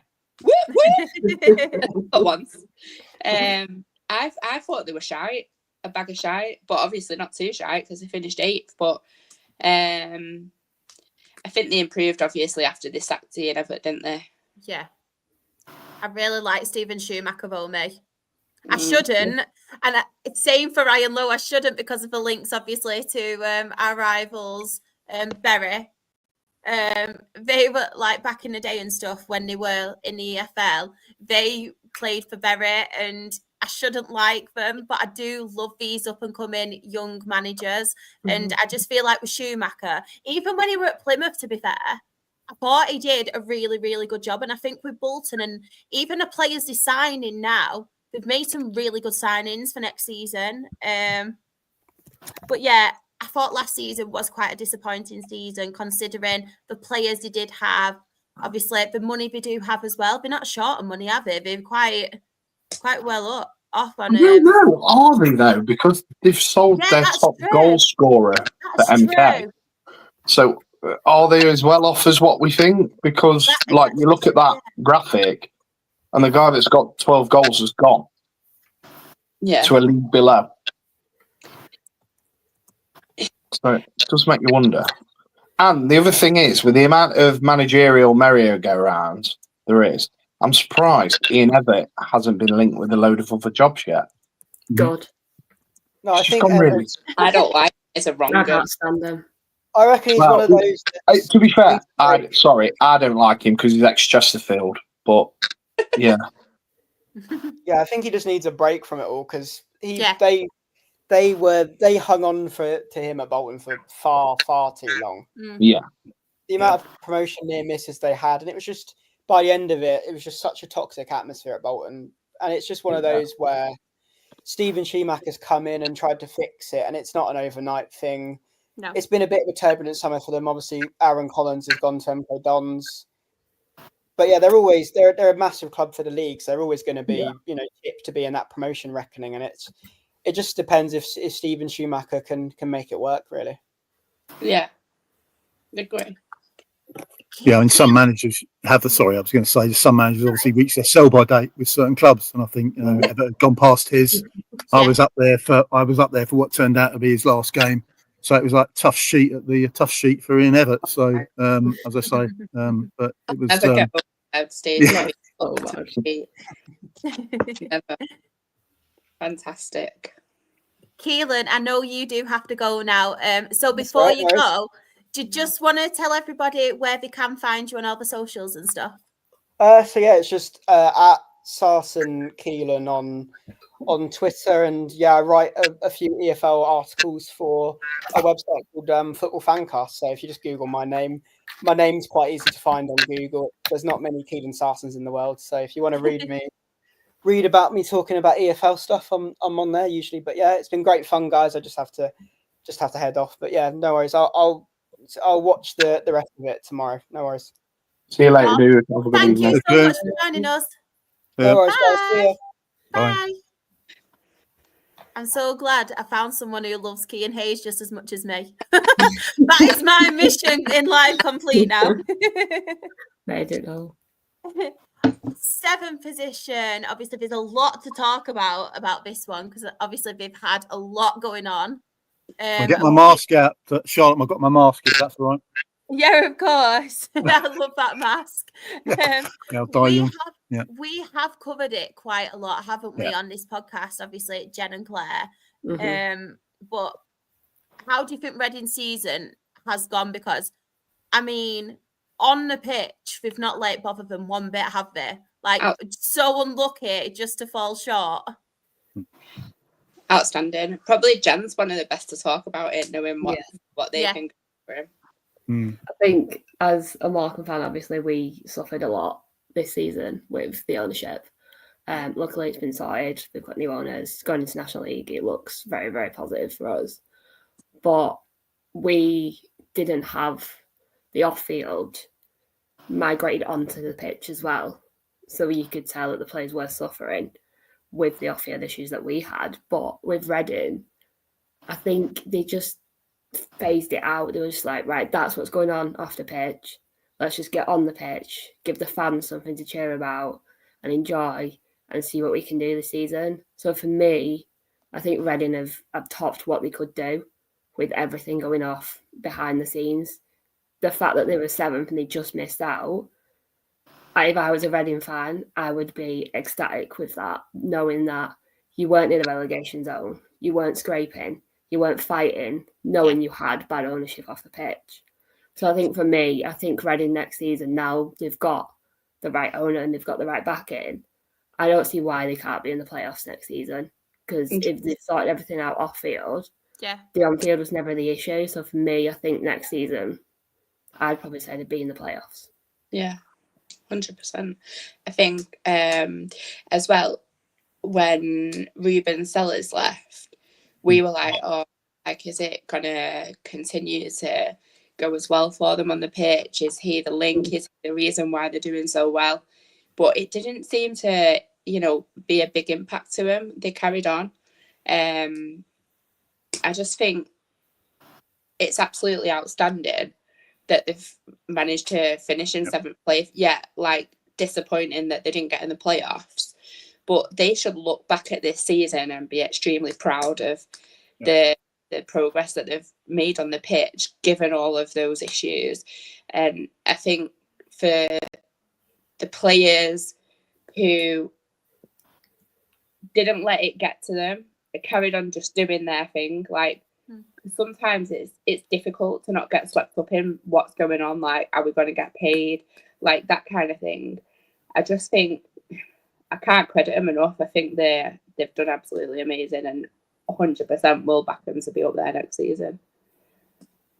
Yeah, I think so as well. I think for me, they're probably my team of the season. I think, with everything going on, I mean, many moons ago, we had our bad owner and we went down to non-league, and he was going to sell the club to a bloke who wanted to rename us Harchester United after the Sky TV show all them years ago. Honestly, it's true. Google it. So we've had our like bad owners, and for me, I feel for any club like Morecambe as well. Any club that has to suffer through poor ownership, it's devastating. And Reading was so close to the abyss. I mean, I can't imagine what the team goes through. But as a fan, it's horrible going to games and thinking, is this our last game? Are we going to get kicked out of the league?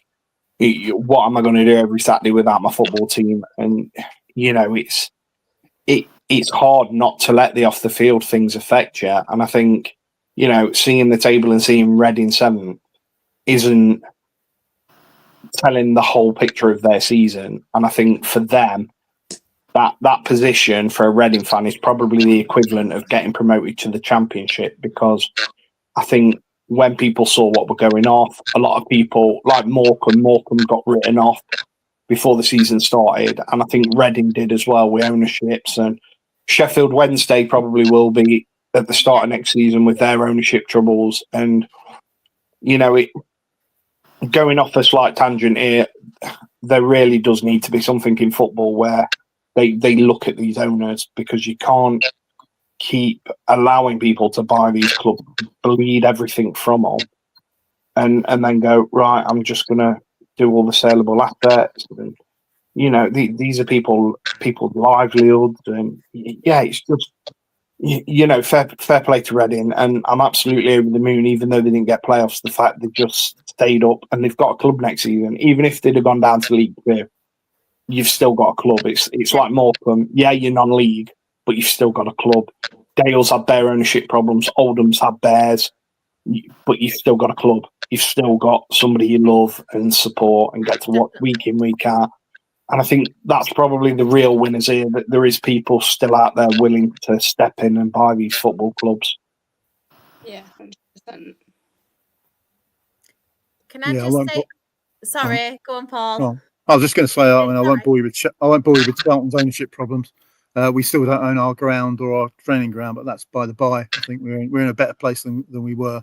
But yeah, I mean, as you said, Russ, I mean, the fit and proper persons test, the bar's been raised a bit, but it's still nowhere near watertight. And it's just, you're still going to get these sort of piranhas or whatever circling round, getting in where they can. But talking about Reading,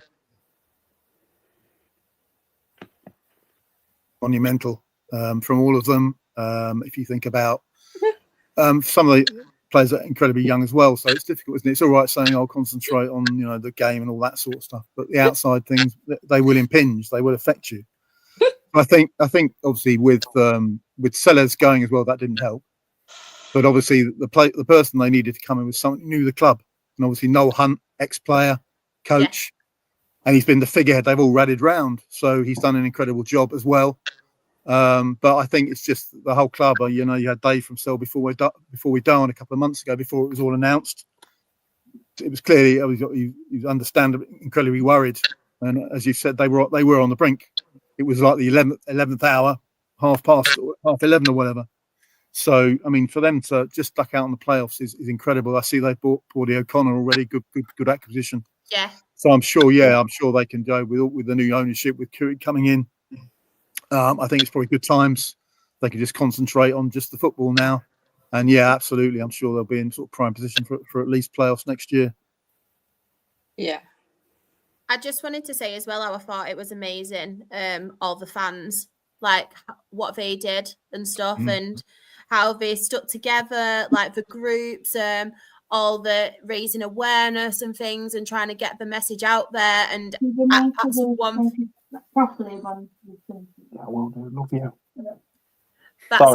No, you're fine, don't worry. That's one thing I just wanted to say, because obviously the fans and how they must have been feeling. I know we touched on it, but how they must be feeling and the way they fought to try and spread the awareness, to try and put their club and everything that's going on. So I know we had Reading fans on here as well talking about the situation, and honestly, it was a real eye opener, and fair play to them. I'm so glad as well that obviously they've got their kind of happy ending now, because it was just awful, wasn't it? And like Morecambe as well, it's good to see that we can talk about it now and that's in the past, but it's happening far too often. Yeah. Like all the time now, it is happening far too often. And you've got to give them credit as well, like you say, the ones that have been on air from Cell Before We Die. Yeah. Like the fact that they came out and said, actually, like, yeah, everything's sorted, but there's still a lot of clubs going through the shit, so we're going nowhere. We're going to help the other clubs. And definitely. When we started going through our stuff, they were the first people that reached out and said, look, what can we do to help you guys get it out there? Because it wasn't everywhere. Not everyone knew about our situation, and the fans have to fight to get it out there and get people listening. So I think from a Morecambe point of view, the Cell Before We Die are an incredible bunch of people, and I know they'll still be there for all the other clubs that are going through it, and they definitely helped us a lot when we was going through it. I just don't think the media are interested. No. Yeah. They just spend more time about like telling me about United laying off like 50 people because of their money problems, and it's like, oh yeah, Reading might go bust, and then it's like, yeah, moving on. And I just think, Sky, BBC, 14 million Wrexham articles a day. I'm not going to miss them in League One. So, I just don't think these so-called big sports outlets are interested in them. Yeah. It's all about the clickbait, Russ. It's clicks, clickbait, whatever, It's just, that's all it is. Yeah, that's it. It's so true as well, because you think, and I'm going to mention them again, but what happened with Bury, it weren't until the last day when Sky Sports had a clock up and Yeah. the time Right. going down. And I Yeah. just think, like, if you could have got the word out there more, if more people actually like tried to push it and push it and push it as much as they could. But then on the final day, I thought it was so ignorant and rude to put that clock up and kind of do it as a joke, because it's not like a joke, but do you know what I mean? Like, it's ignorant. Yeah. But It's entertainment, disgusting. isn't it? Entertainment Yeah. at the back of people's It's misery. not. You know what I mean? Exactly. I just found it so awful. Yeah. Yeah. Obviously now another club who've had the struggles in the past. Great season this season, not only in the league but in the cup as well. The FA Cup. Leyton Orient finishing 6th. Jen, I know you obviously followed a lot of Leyton Orient season last season. Do you want to talk about how you feel like their season went? Yeah, I have a couple of friends that are Leyton Orient fans. So I think for them, they said after the playoff, they were just like, it's one of the best seasons we had. We didn't expect to be where we was. We didn't expect to end up in this position. We're just happy that we had an experience and we got to do this. So I think they had probably one of the best seasons. But for me now, it's, as my friends have said, it's how do they do it again now? How do they fight again now? Because half of their squad is loan players. Now these loan players have all gone back. They've somehow got to replace these players. And I think that's the hard part sometimes about lower league. You get these players, you get these loan players, and they play incredible for you. And then it comes to the end of the season, they go back and you're like, well, we're back at the start again now. We've got to find someone that fits what they did for us. So I think if they can sort themselves out and get the players like they did last season, I think they'll probably be there again. But if they can't, then I feel like they might struggle a little bit to get back in the playoffs. But I think they've had probably an incredible season. No one expected them to be where they were at all. So I think for them, it's incredible for them. And for my friends, I think experience what they experienced. They said themselves they didn't know where they'd be at the end of the season. To go to Wembley was just incredible for them. Yeah, definitely. I mean, for me personally, they were the best footballing team I'd watched all season. When they played us, they just tore us apart. And even though it sucks because you're watching your team get destroyed, the football was beautiful. Yeah. Like, honestly, I come away after being hammered by Leyton Orient from Orient again on a Tuesday night. I love my London trips on a Tuesday night. And I just thought, although we were rubbish and got beat, they were just phenomenal. The passing, the link-up play. The lad that I don't think did as well as people hoped was the lad that they got on loan from Blackburn, who's just been released. Is it Malarkey? I always say names wrong. But he was the lad who spent the first half on loan with Chesterfield, did well for them. Then obviously came to Orient second half of the season, never really hit the heights that I think a lot of people were hoping. But like Jen said, it's the, never fall in love with a lone player. Yeah. And, it's 21 goals that isn't your own player. The goalkeeper had a storming season. He's from Spurs, so he's gone. Yeah. Markande, was it? Yeah, that's it. Dylan. Is it Dylan? Dylan Kumar Markande. Yeah, he's just signed for Scum today. What are you laughing at? You went, die. It's like Anda. It's like Anday. Yeah, that's it. Yeah, that's it. That's the one. Sam's got it. It's just the way, Claire. You went, die. That's it.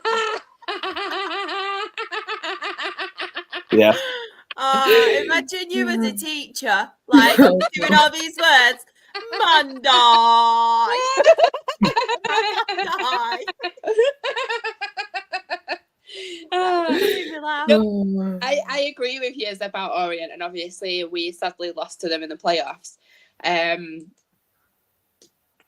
not even gonna really go too deeply into that because Like, obviously, we've covered it in previous podcasts, but obviously, we won against them and lost against them in the league. And again, like Russ said, the first match, I thought they played some fabulous football, like really good football, and just have to take your hats off to them.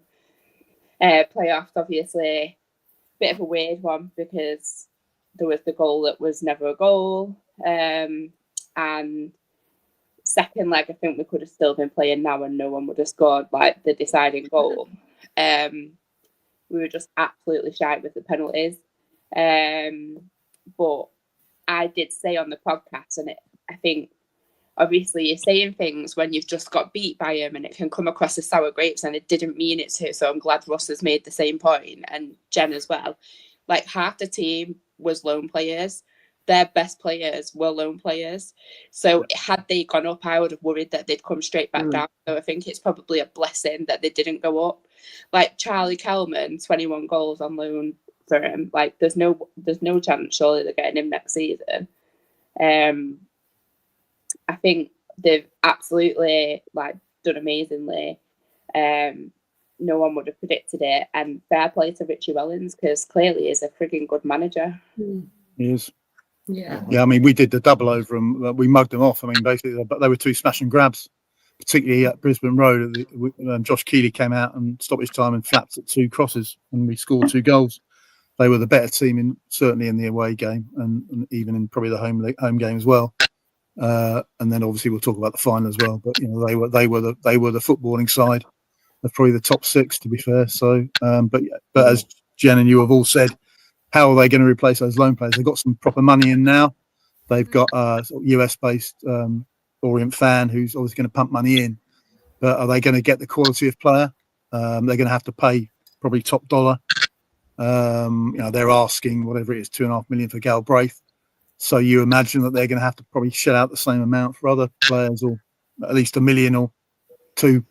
So it's going to be difficult, because I mean, I'm looking at sort of the numbers here. We've got Ethan Galbraith, Jordan Brown might go, Jamie Donnelly obviously loan, Jack Curry, Josh Keeley.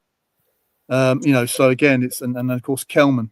27 goals in 61 games in all comps. It's just are you really going to replace that in a close season? I doubt it very much. So I think you're right, Claire. The fact they didn't go up probably is a blessing, actually, to be fair. They would have struggled.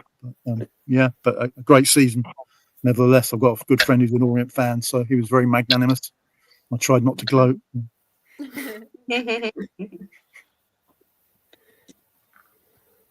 Oh my god.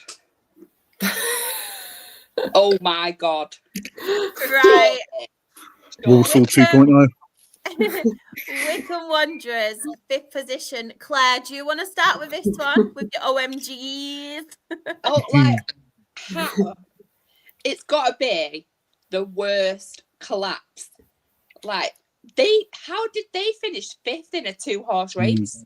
Like, come on, man. Like, obviously, 1-horse race, really, because Birmingham were always going to romp that league.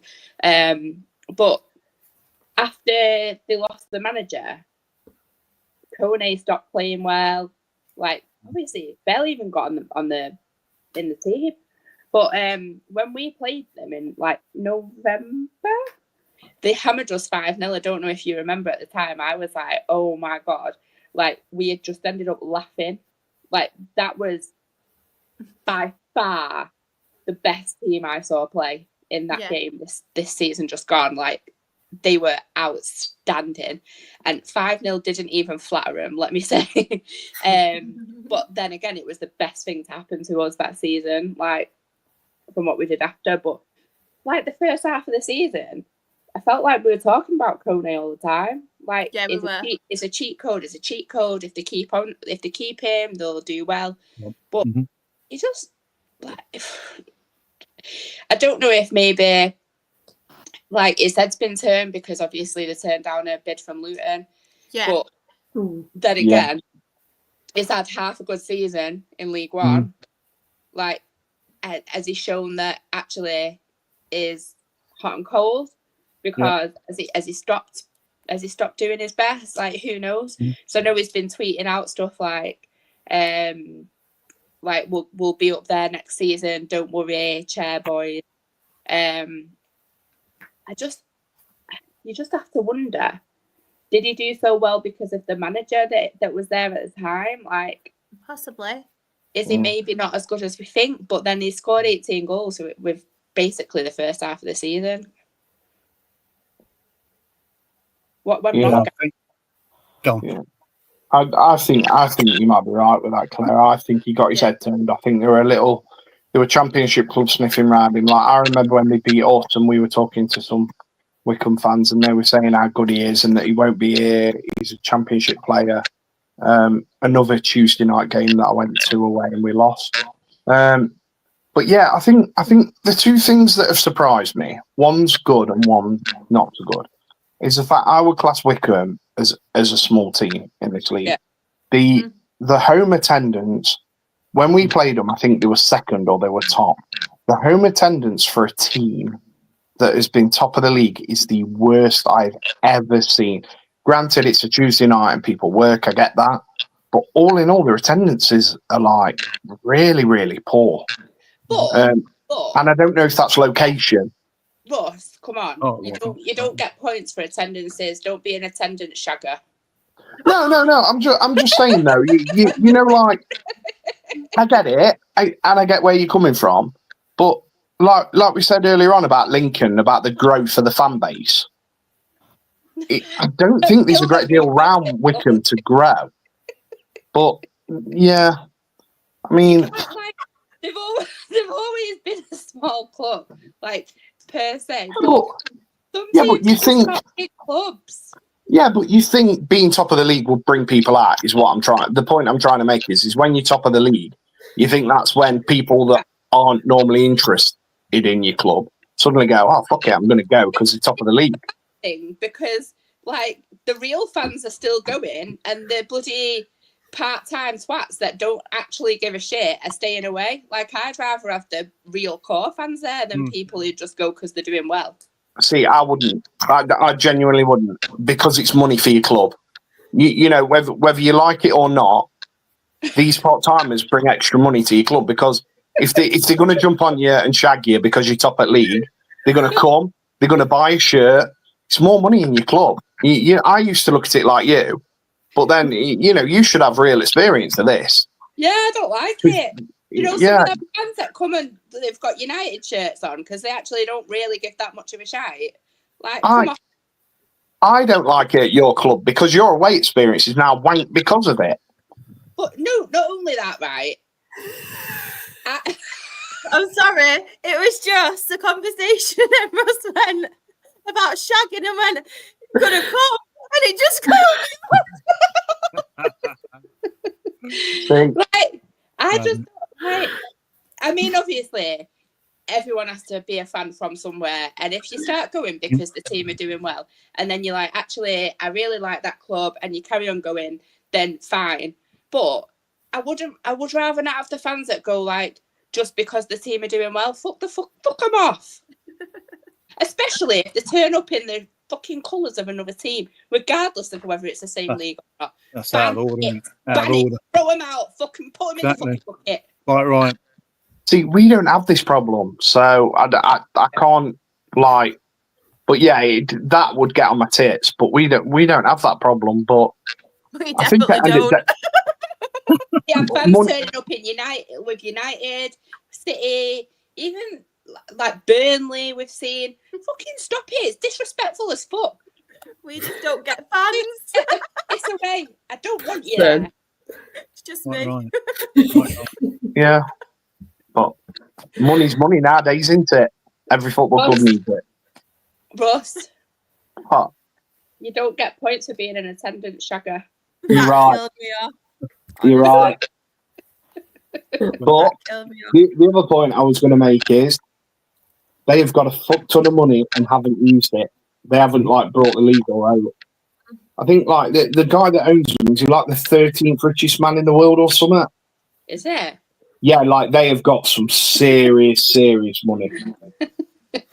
What about a serious podcast? I think I think he's like Uzbekistan. I think he's like the richest man in that country. That'll sum it. But I think he's like the 13th richest man. Sam, I know. If Sam's watching, Sam can Google it. Becky, who's dad? I don't. What? I've got a couple of minutes to register then. Becky Hughes' dad? Wow. He might be Becky's dad. That's what you just said, in it? Is No, Becky? Who's Becky's dad? Who's Becky's star? It's Becky's dad. I thought you were joking. That's got to be up there for quote of the season. Literally. League One review, who's Becky's dad? And then just leave it, and people will just wonder what's gone off. I tell you what, everyone in the chat, Oh, God. hashtag on Twitter now, hashtag who's Becky's dad. Let's get it trending. And let's see what replies people come up with. Go on, everyone. God. Sam has put note to self, don't wear my United shirt on my trip to Edgeley Park. Also, watch out for Sam's just come in the room and go, what a fucking idiot you are. Yeah. But why have I let these people on? Paul. Okay. Charlton Athletics. 4. What can I say? Well, put it this way: 16 short months ago, Michael Appleton, the aforementioned, got his marching orders end of Jan, and Curtis Fleming, who'd been brought in literally 2 weeks before to be his assistant, ended up being caretaker. And then Jones came in, and his first game was against Reading at the Madstad, and we lost 2-0. So he knew what he was up against then. And we ended up, I think, with only 5 clean sheets the whole season. But he made us actually more defensively solid. So we ended up in 16th, which was our lowest position in 98 years, but it could have been so much worse. I mean, we were flirting with relegation. I think we were 19th at one point, but it was more than flirting with relegation. It was like me going into a nightclub, I wish, seeing a girl and saying, you seem nice, here's my room key. Go up, I'll just suck my pint and see you later. But obviously, Nathan Jones, being a man of God, came in and said, we're not going that way. We're going another way. So we bought quite a few people who had played above the level. So obviously, Matty Godden, you got in the picture there. I love Matty Godden. Greg Docherty, Greg Docherty from Hull. Also, Luke Berry, who'd worked with Jones before at Luton. And obviously, he'd scored in the Premier League in the season before. Luton were up there. And then we got other players that had done the job in League One. So we got Alex Mitchell, who'd been at Lincoln on loan from Millwall. Don't talk about them. Also, Gasser Hadmay, we bought him for about $1 million from, I think, Cambridge. And there are sort of one or two others. The wild card was a guy called Josh Edwards we got from Dunfermline. I've since christened him the Killy Cabrini. He's an absolutely great player. So we were quite optimistic going into the season. But yeah, I mean, Jones decided to start Gasser Hadmay with Tyrese Campbell, who was our sort of left winger who really bulked up over the summer. I mean, poor old Tyrese from our academy had actually got fearful pelters the season before. I mean, he's only a young lad trying his best. And actually, sort of a master stroke by Jones, he pushed TC further up as a striker. But as I say, for some reason, he didn't want to start Matty Godden. We started with a Hadmay. It didn't really work out. We went to the Mem early in October. Lost to Bristol Rovers, I think I mentioned earlier on. Gas got injured. Matty Godden scored, and that was really the first time we'd properly seen him. He'd scored a few goals before, but once Matty Godden got in the starting lineup, it was sort of off we go. Really, we did stutter. I mentioned the Crawley game that sort of still triggers me, but it took a couple of games. As Tyler Rowlandson, my colleague on the Chronicles, mentioned, it wasn't an instant turnaround. We had a couple of draws against Lincoln and also Russ's Mansfield. Mansfield came to the Valley and gave us a game. And then, as I mentioned, we went gangbusters the Saturday before Christmas. We beat Northampton away 5-0. And that really sort of kick-started the season. We had a couple of blips. I mentioned the Peterborough sort of debacle. I mentioned Rotherham too. We went to Rotherham and we were sort of 3-1 down at half-time. And I think 4-2 flattered us, but then the next Tuesday was the game against Bolton at the Tough Sheet, where the trains actually worked. I actually got up. I was one of the sort of 250 or so that actually were at the Tough Sheet, As I say, we gave the coup de grace to Everett. So it's tough sheet in. Sorry, mate. Long overdue. And then we sort of kicked on from there, really. I think the Peterborough game was a few games later. But apart from that, we just carried on. It wasn't pretty. We got the job done. And obviously Claire made some comments in the Twitter space the other day about the quality of Charlton's play, and we weren't great. It wasn't like Orient. It wasn't a feast of football. It wasn't nice to look at, but we got the job done. I was glad actually, Claire, we didn't play you guys in the playoffs. I was worried about that. Graham said this actually. Yeah, and then Stockport, or rather Wycombe, doing their best Devon Lock impression. I mean, they really went off the boil. I mean, to go back to what you said about Kone, I think it's a combination, really. Obviously, once Bloomfield went to Luton and they brought in Dobbs. I know Ant on one of the podcasts the other day was saying he'd like to have Ant back at Sunderland as a coach, but he's certainly not proving himself as a manager. I mean, they were playing pretty free-flowing football. Kone was tearing it up, as you said, cheat code and all that. Once Bloomfield went, Dobbs came in. He was sort of ultra cautious, it seemed to me, and I think partly, I think it was a combination for me. I don't know about Kone's head being turned, but I mean, he's a young player. He's only 22, I think. 21, 22, and it was his first full season in the league. Yeah, I think he had half a season in 23, 24, but he'd come from sort of non-league, so it's still a big step up for him. Yeah. I think also the combination with Dobbs's so-called tactics didn't help him. As I say, they were playing free-flowing football. They suddenly went into their shell, and they did their sort of best Devon Lock impression, really. They went from, as you say, Claire, it was basically how do they come fifth in a two-horse race? Yeah. I'm sure most of their sort of 200 fans are still scratching their head about that, as to how that happened. That being an attendance shagger as well, Paul. Yeah. Yes. I mean, well, we had actually one of their fans from one of their podcasts on the Chronicles, actually, and I was saying to him, what is your, people are saying about, people not turning up for the first leg of the semi, but what is your home attendance?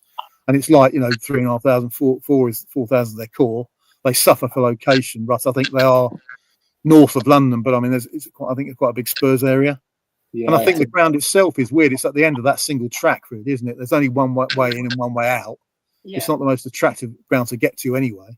That shouldn't be the issue. If you want to go and see your football, you can go and see your football. But back to Charlton, though, it's that home form. Two losses all season at home is absolutely. It was. It absolutely was. And as I say, also the clean sheets. I think we had 20 in the league and 23 in all comps, and that was, as I said, we have 5 clean sheets the previous season. Yeah. So you're gonna, and that gave us the base. I think someone said earlier on about getting the basics right. I forget in which context it was. That's one of Jones's mantras. It's get the basics right.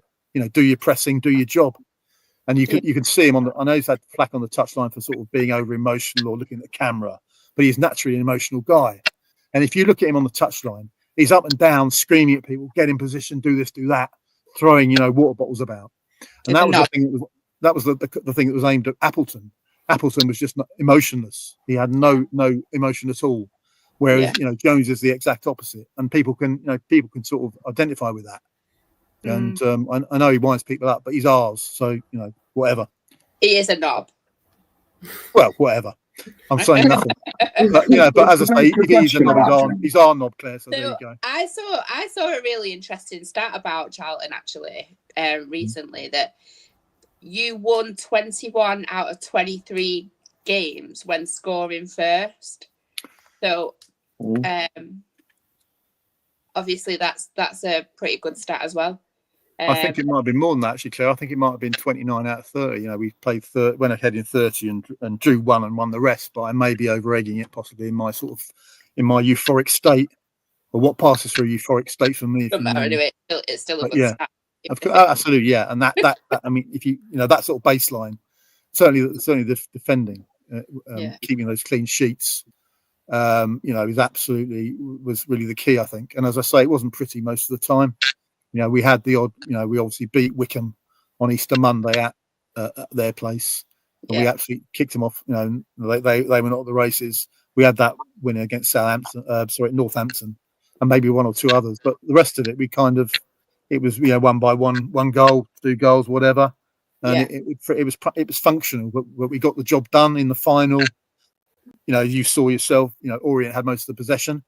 But I mean, I sort of, normally it's the forwards putting the pressure on the defence. I felt that we were putting the pressure on them because they thought, try as they might, we were throwing ourselves in front of every ball, every tackle, And they were like, well, how are we going to bloody score? Obviously, they had about 3 or 4 good chances, I think, early in the second half around the hour mark. They should have scored at least one of them. But obviously, Will Mannion was coming for everything. And that was obviously, giving great sort of encouragement to the defenders as well, because obviously the goalkeeper position has been a problem for the last few years. And I think Will has actually cemented his place. But I think they're still looking for a goalkeeper, I think, in this window. But no, Will did really well. He didn't make that many saves, but he claimed everything. He was like a salmon. He was brilliant. So, he got the job done. Do you think so? I saw not long after season ended that Jones was linked with another club, Cardiff. Yeah, there was a lot of traction on that, Russ. Yeah, absolutely. Yeah, and then I saw that he'd signed a new. Was it 4-year deal with you? So it was a 5-year, but it was a 3-year extension. I think he still had 2 years left or 3 years left. So Cardiff is his boyhood club.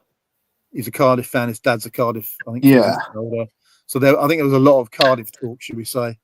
But actually, do you think he's trying to use that to get a better contract from himself? I suspect he probably.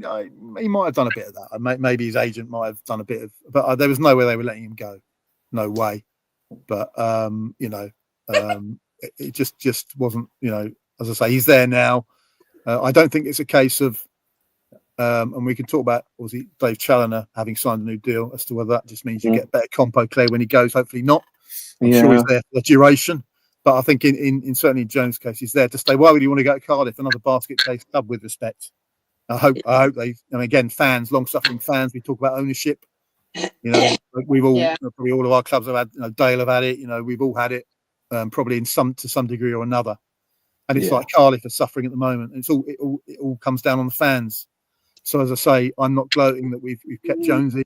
I hope that Cardiff can sort themselves out. But as I say, he's ours. Hopefully for the duration. Hopefully we can sort of build. We need to stay in the Championship this year, because the last time we came out through the playoffs, of course, we went straight back down. We literally lost in stoppage time on the last day, thanks to Barnsley beating Brentford away. So I've got no sympathy for Barnsley in their current plight. But again, I'm just being bitter. So there we are. This hat does definitely not suit me. It's an aged 1 to 2 hat. No, you look fine. Did you do well against the team that finished in 3rd? Yeah, we took 6 points off them. Oh, no, you weren't talking to me, were you? Oh, yeah. Oh, look, it's the annual 6 points givers. Bloody is and all, for fuck's sake. Hi, Stockport. They were 2 tough games we had against you, really tough games, really physical, horseful. And the fella from who looked like Jason Momoa out of Game of Thrones, what's his name? Norwich guy. Was it Hills? Oh, Brad Hills. Brad Hills. We should have a competition. Yeah, no, absolutely. We should have a competition for whose FOTMob photo looks least like who they are. And he's sort of clean shaven. He's got none of the sort of the long locks or whatever. But a bit like Aaron Lewis at Mansfield, actually. Russ, he's got like a big tash in he. He's clean shaven. Porn star, yeah. He was class. Well, I thought he was class against us at your place, but I think he's good. I think he's had a good season. To be fair, he's made the step up well. Yeah. Hills. Yeah. No, Aaron Lewis. Oh, right. Yeah. Because you had Matt Craig. Did you get him? Yeah, was he on loan from Spurs? He was the guy that scored the goal against us, wasn't he? I think. Yeah. We broke him. We broke him. Bless him, he did his ACL on last game of the season. Really? Oh, no. Yeah, so he's out long term, bless him. Shut up!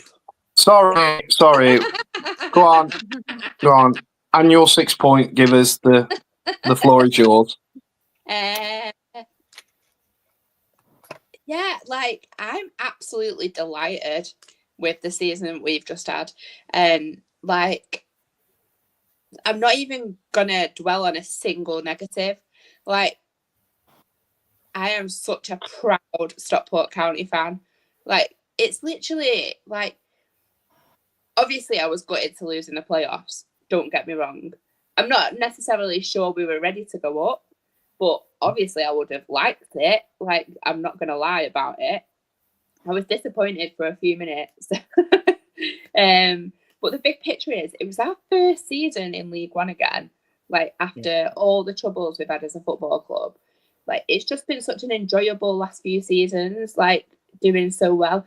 We've scored 72 goals in the league this season. And obviously there was the loss of Louis Barry. That's based on based on a shirt from years ago, but looks nothing like it.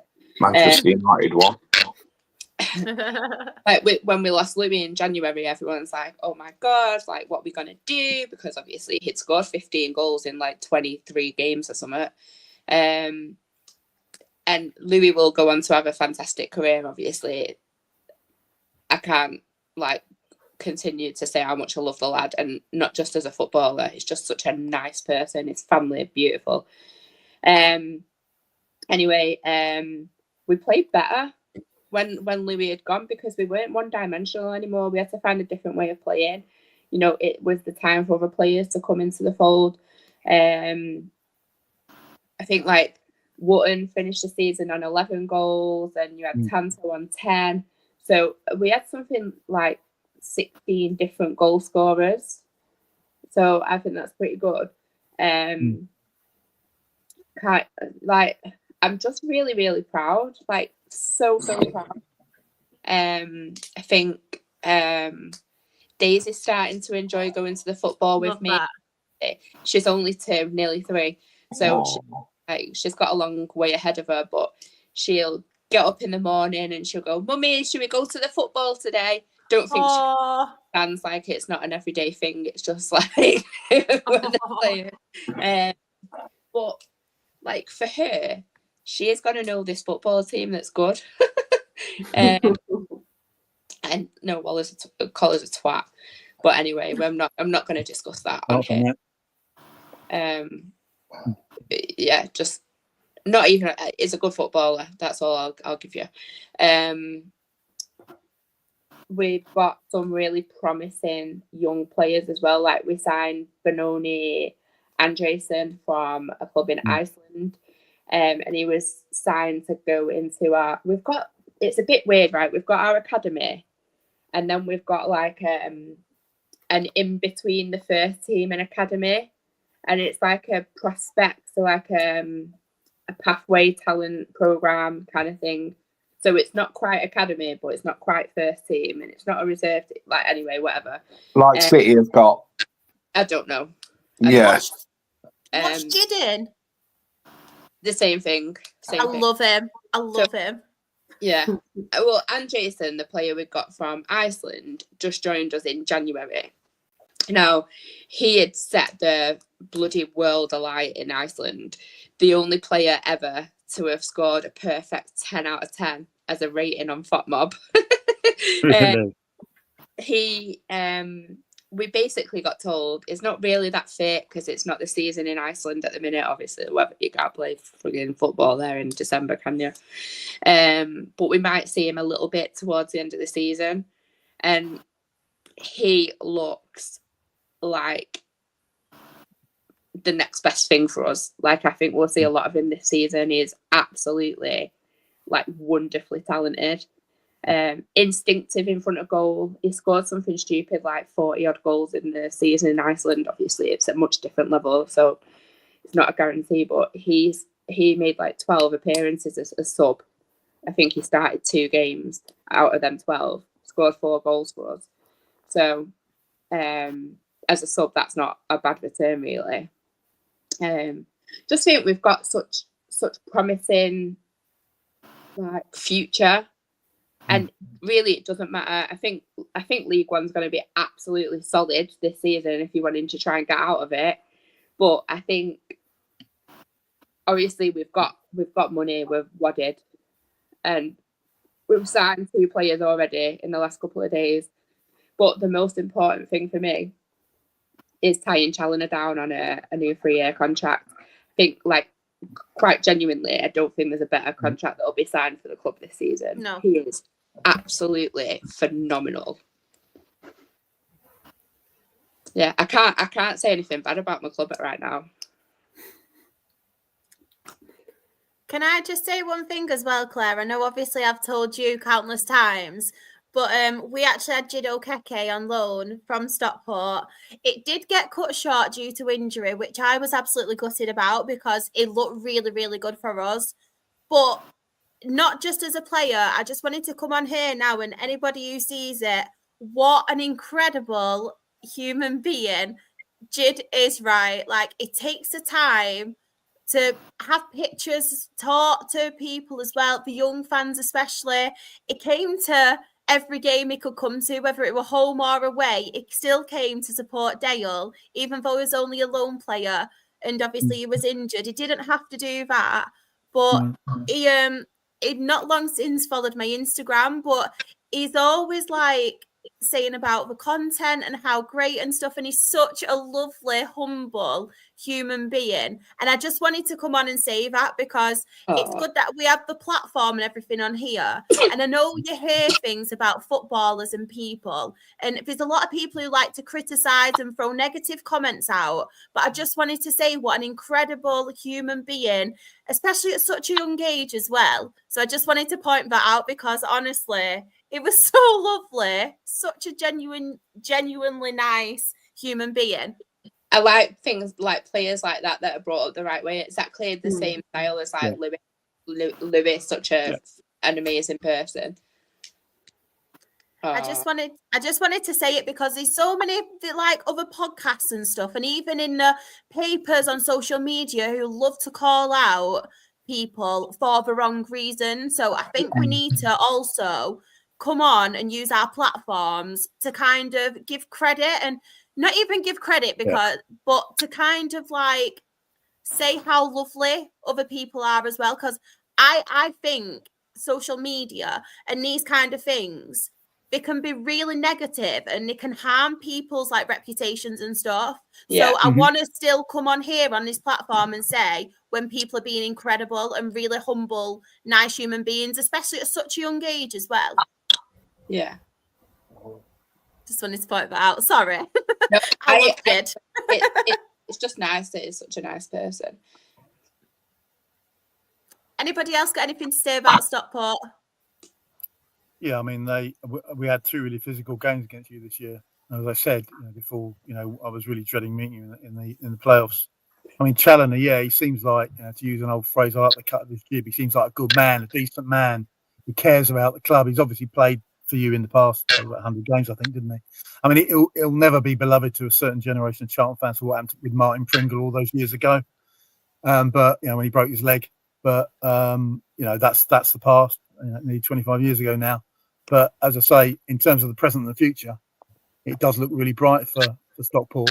And as you say, it's great that you're now, you can look ahead, because for so long you were just not able to concentrate with sort of ownership stuff. And as I said before, it's just when things aren't right at the top of the club, it just permeates down. It makes it so toxic, doesn't it? But now, of course, you don't have to worry.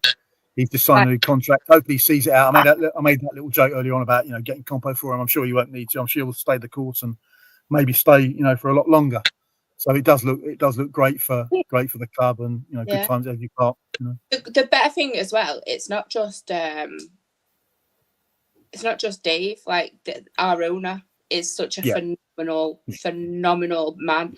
And he's local. Is a local man, but the things he does, not just for the club but for the community of Stockport, like I could not sing his praises enough. What an outstanding human being.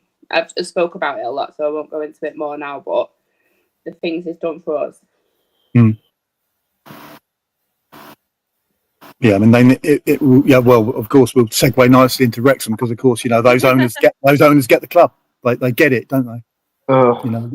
Whatever you think about whatever you think about the narrative,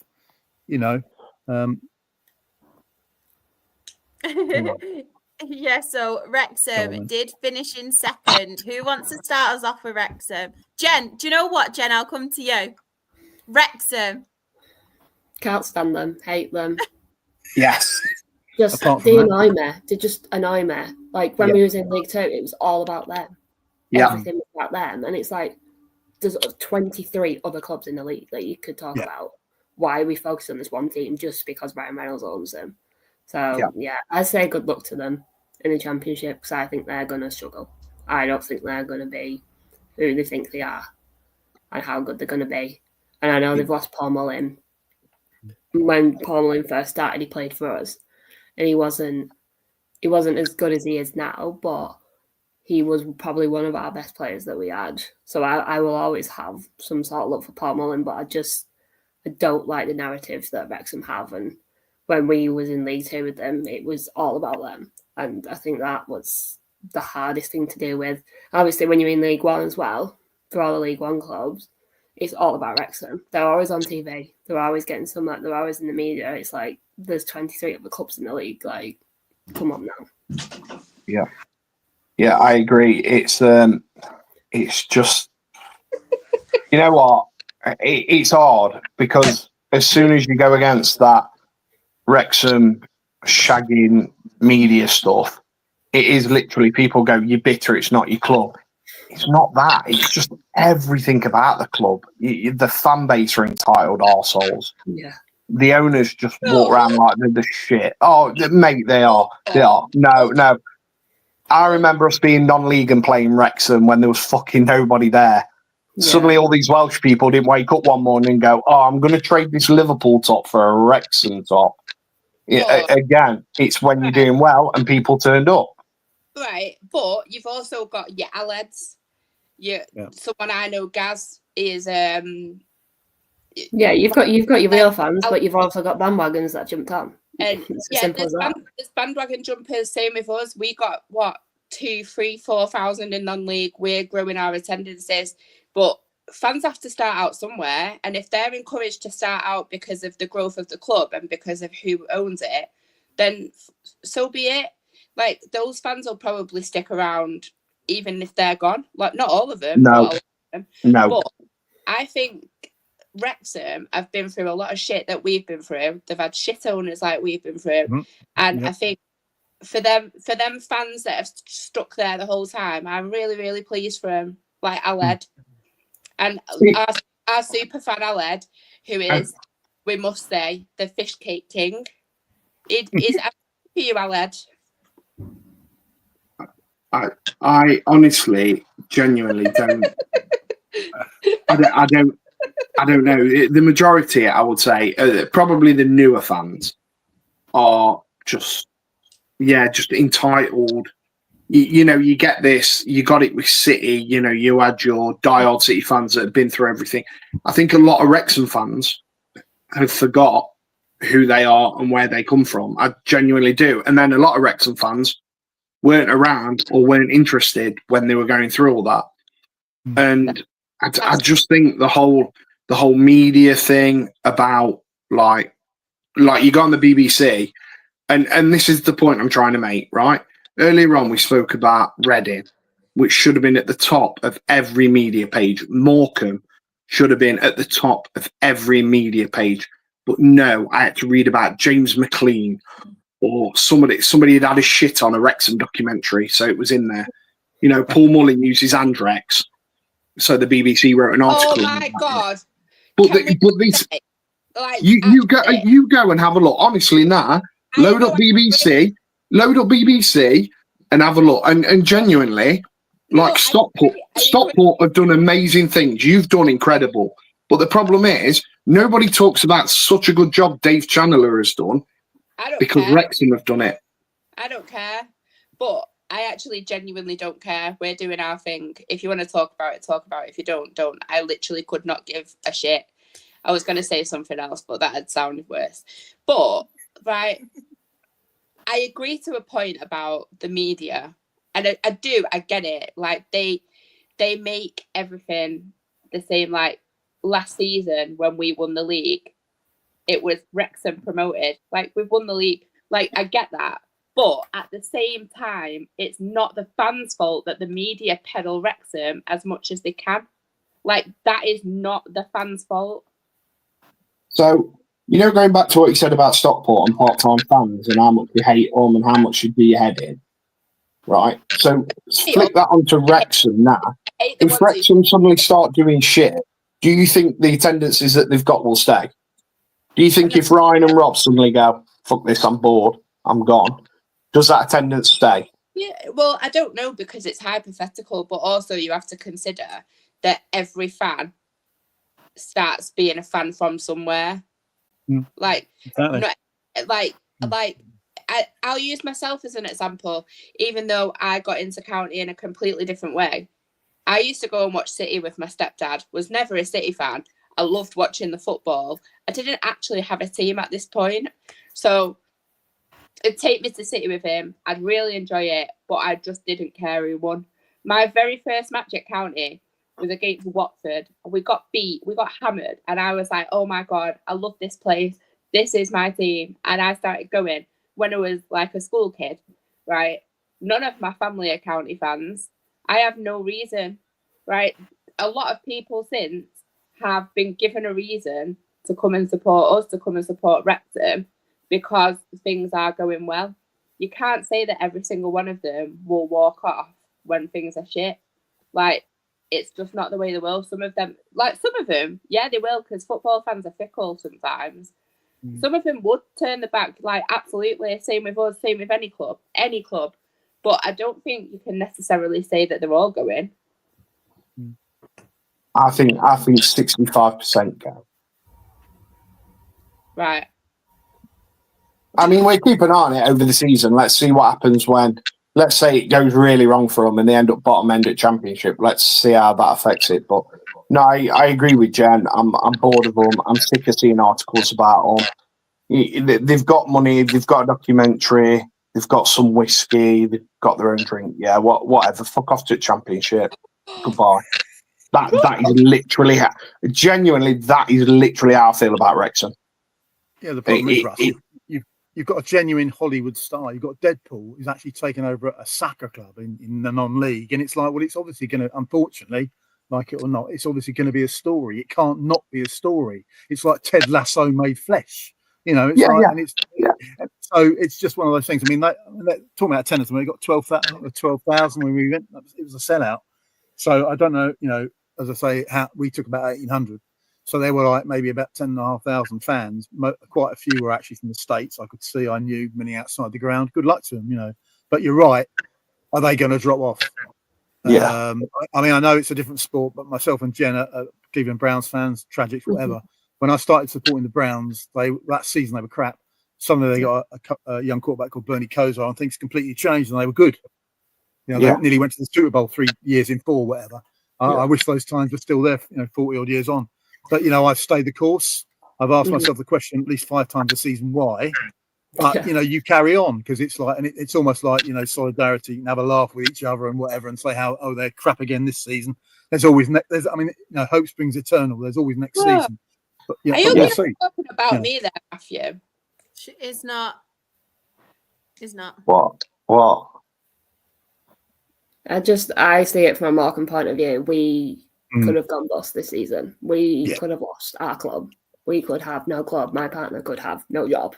And it's all about Wrexham. It just annoys me. I get it. It's Ryan Reynolds. I get it. They're fans, though. I'm not saying it's the fans' fault. It's obviously the media, but the media need to sit down and think about these other clubs. 100%. Because Reading were literally days away from going bust. We could have gone bust if we weren't bought out this season. We wouldn't have survived the National League. Yeah. I just don't like the Wrexham story. I don't think it's a fairy tale story that they put out because they've got money, and it's as simple as that. Yeah. And it's not jealousy. But then you've got to think about as well. Ryan's bought it all. Now all these NFL players are suddenly coming over and buying these Premier League clubs and putting shares in Premier League clubs. How about you put shares in a lower league club instead of Premier League clubs? Because the Premier League clubs don't need the money. That's how I see it. You know, I've just seen the comment about a success story and you cry. It's not crying. It's about, like, I get it. You know, Rob and Ryan have done brilliant things for your club, and you know that's brilliant. And everyone would want their club to be owned by them and done the same way. But I think it's not the whole thing about Wrexham. It's the entitlement that's there now, but also it's the fact, like Jen said, the other clubs that need the media coverage aren't getting it. Like Reading. Reading didn't get off for what, you know, I'm a firm believer if Morecambe and Reading got the news coverage that Wrexham got, then, you know, they'd have been sold by now. And all it would have took is, like Reading, when Wrexham played Reading, you know, you could have got Reynolds or the other one to have a Sell Before We Die t-shirt on. And that would have made so many waves, more than a podcast, more than social media post, when you see someone like that who's on the BBC and Sky at every opportunity, go, fucking hell, look at him wearing that Sell Before We Die. You know, I get you're all about Wrexham, but sometimes you can help others out as well. And you know what? Whatever, you know, people can call me bitter and all the rest of that, but you know, there's a ceiling for these type of things, and when you hit that ceiling, it's like, where do you go from there? And you know, as I'll point out a success story. A story's got a beginning, a middle, and an end, and there's always an end. So it's where do you hit the ceiling? Can you compete in the Championship? Can you compete in the Premier League if you get there? You know, there's a ceiling for you, and you know, it'd be interesting to see. You know, I think the documentary's helped them no end. I think probably as much as Ryan and Rob like globalise Wrexham, I think the documentary's been a fantastic bit of kit. I know it's not for everyone, but it's obviously served its purpose well. But yeah, I'm just sick of hearing about them. Like Jen says, like her partner could not, you know, might end up unemployed again. And you know, it's the people that you don't see. It's the lass that works in the cafe next to the ground or the local pub. And I know I seem like I'm going round in circles and sounding like an old man, but genuinely, I think if football fans cared about other football fans just that little bit more and realised what they were going through, we wouldn't have so many of these situations. I feel like Wrexham fans do get it though, and again, like it's not anyone's fault that the media pick on him, like as everyone's love child. But the Wrexham fans that have been there for years have been through that same experience of shit owners and the club nearly dying. Like Aled, he was there through it. My friend Gaz Evans, who does watch this sometimes, he was there through that. Like they still had thousands and thousands of fans at that point, like who are still there now. Like I think they're outnumbered by new fans, Claire. I do agree that the media needs to streamline stuff and needs to like do more to talk about situations that are going on, even like what we were going through, that Morecambe have been going through, like Reading have been going through, like a lot more Sheffield Wednesday. It all needs to be spoken about more, but you can't say that you hate Wrexham because they get that attention that they didn't ask for. Like, did not ask for it though. Yeah. James McLean likes to make the news about him. James McLean is an absolute grade A twat. Like, just is an absolute fucking idiot. He's a shit house. Yeah, can I just point out, I was there when obviously Mansfield played him at Wrexham. The last post was played. Obviously, he stood in his own away from it. Again, massive news story. I just thought, fair's to him. He's not into it. He's not interested. Whatever. It's then when Mansfield fans started giving him stick, he then pretended to take off a poppy off his shirt, wipe it on his arse, and throw it on the floor. And that's kind of where I draw the line, and that's where I think Wrexham owners themselves should be having a word with him and saying, look, mate, this reflects badly on us as well as a club, but come out and just say nothing makes them as bad. I think all the poppy things an overreaction, and it's not something I'm going to get involved in right now, but it's his own choice for his own political reasons. And you know what? You can't force someone to wear a poppy, but like, I have my opinions on it, but yeah, it's not one for now. But I just think I'm just saying that makes the media, again, there's probably like back pages with it on, there's news articles with it on. And again, there's other clubs struggling. Whereas if you don't give these cretins the time of day, they disappear. Like James McLean. He's had that attention at previous clubs about that. Yeah. He's a proper cretin. Yeah, he is. At least we can agree on that. Yeah, defo. Just to say, Russ, when Wrexham came to the Valley, we had half and half scarves, which a lot of Charlton fans were not happy about our previous CEO. And of course, we had Mark Woodbridge streaming it. So make of that what you will. But there was we obviously had pretty much a full house. Yeah, they bring money. That's the thing with them. They do bring money. You will always get a sellout. Half and half scarves belong in the bin. They do, absolutely. I think they made about 300. So it wasn't many. I think they were left with about 80, which was a poor show. They should have been left with the 300, but there you go. Whatever. It's going to be a lot of arguments over this one as well as Birmingham. No. No, Do you know what? Do you know what the best phrase is to describe Birmingham City? Money buys you happiness. They were going to walk the league, weren't they? Like, yeah. Obviously, like Jen and Cheryl know for the first few weeks of the season, because we started so well, I was going, it's top of League One. Obviously, at the time, I'm like, I know I'm not going to get to say this for long, so I'm going to enjoy it. And we all said straight away, Birmingham will walk the league, like, given who they signed and everything. Like, Jay Stansfield, the money that he moved for, ridiculous. But they found a way of grinding out results as well, because neither time we played them were they particularly good.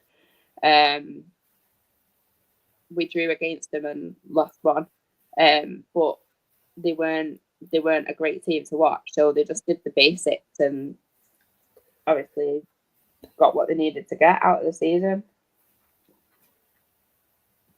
I think they've just, I think that if, regardless of what Stockport and Wrexham have done this season, I think the biggest shock in League One would have been these not to win it.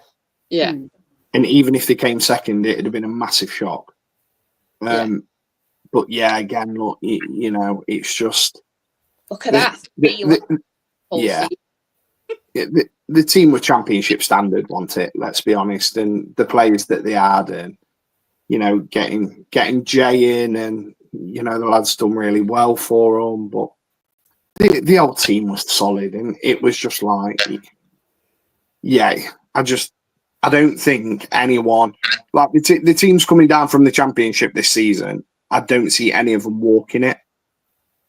I think as soon as Birmingham came down and started throwing money around, I think we all knew it was going to happen. And unless you're a Birmingham fan, I think the whole of League One probably celebrated Peterborough beating them at Wembley. I didn't give a shit. So, yeah, I think, it's one of them, isn't it? I just think that, they've done well. Chris Davis, as for his first managerial role, let's give him a bit of credit. He's spent a lot of money, but then you've then got to manage that expectation as well, haven't you? When everyone, like us, like we all said, they're going to walk it. He's had to have that, and it is a burden on him. Of getting them up first time and doing it in style, and they've done it, and I think he does deserve some credit for it. But yeah, I agree with that. Doing his fault. Well, I don't know. I think they'll be all right in Championship. Yeah. I don't think we'll ever see them in League One again. But who knows? Strange things have happened. I mean, going to teams that have come down this season, I'm surprised Luton haven't started throwing the money around, because they're still getting Premier League parachute payments.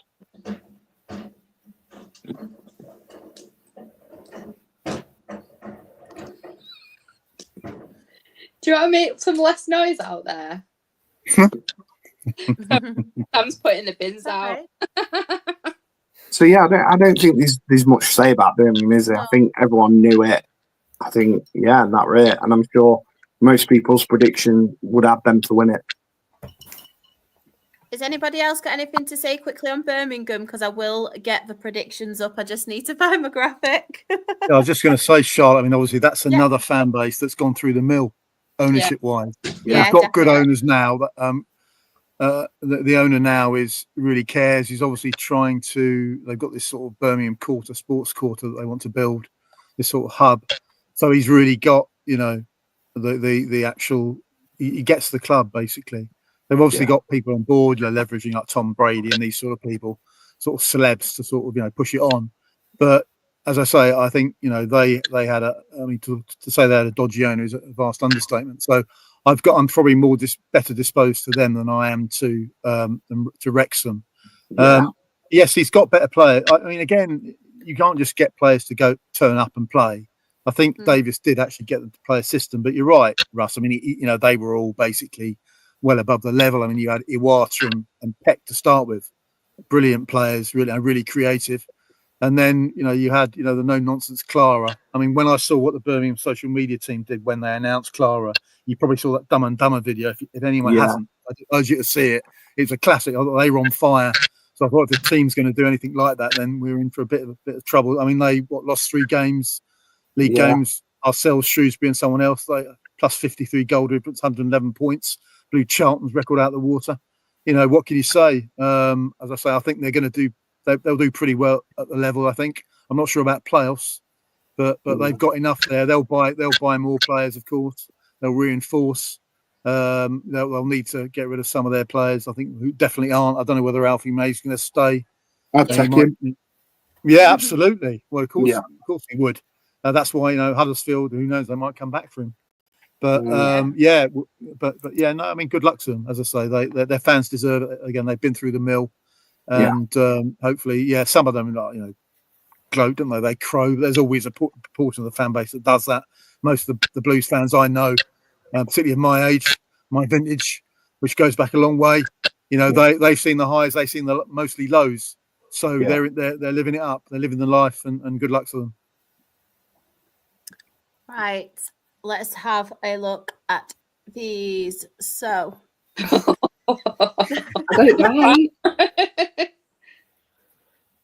So we all went for Birmingham, apart from our Uncle Nick, bless him.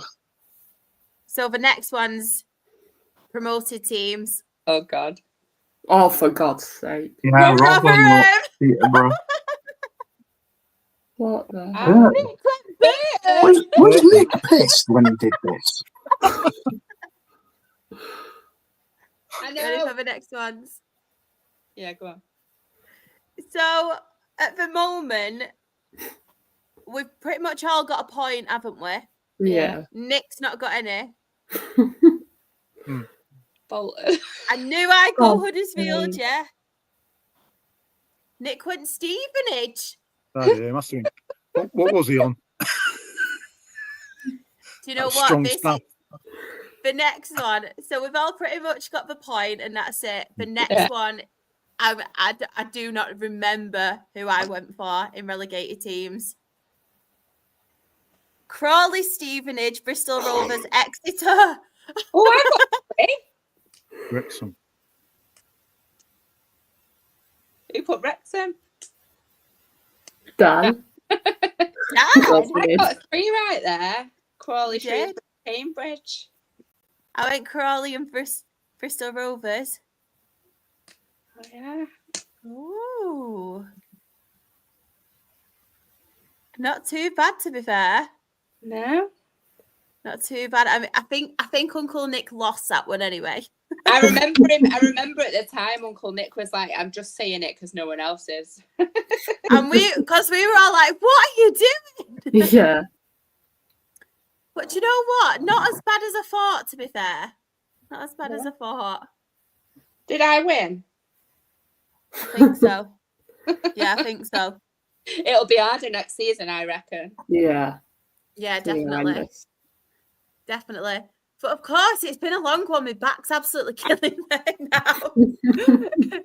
But what a really great League One season review. So thank you so much, everyone on here, for joining us. I really appreciate it. What's Paul got in the background? Is it a panda? Yeah. Well, there's a panda and then there's like a dog. So yeah, so it's I wish I could say it was a virtual background, but it's not. It's a chick. But there we are. Very sure. It's all right.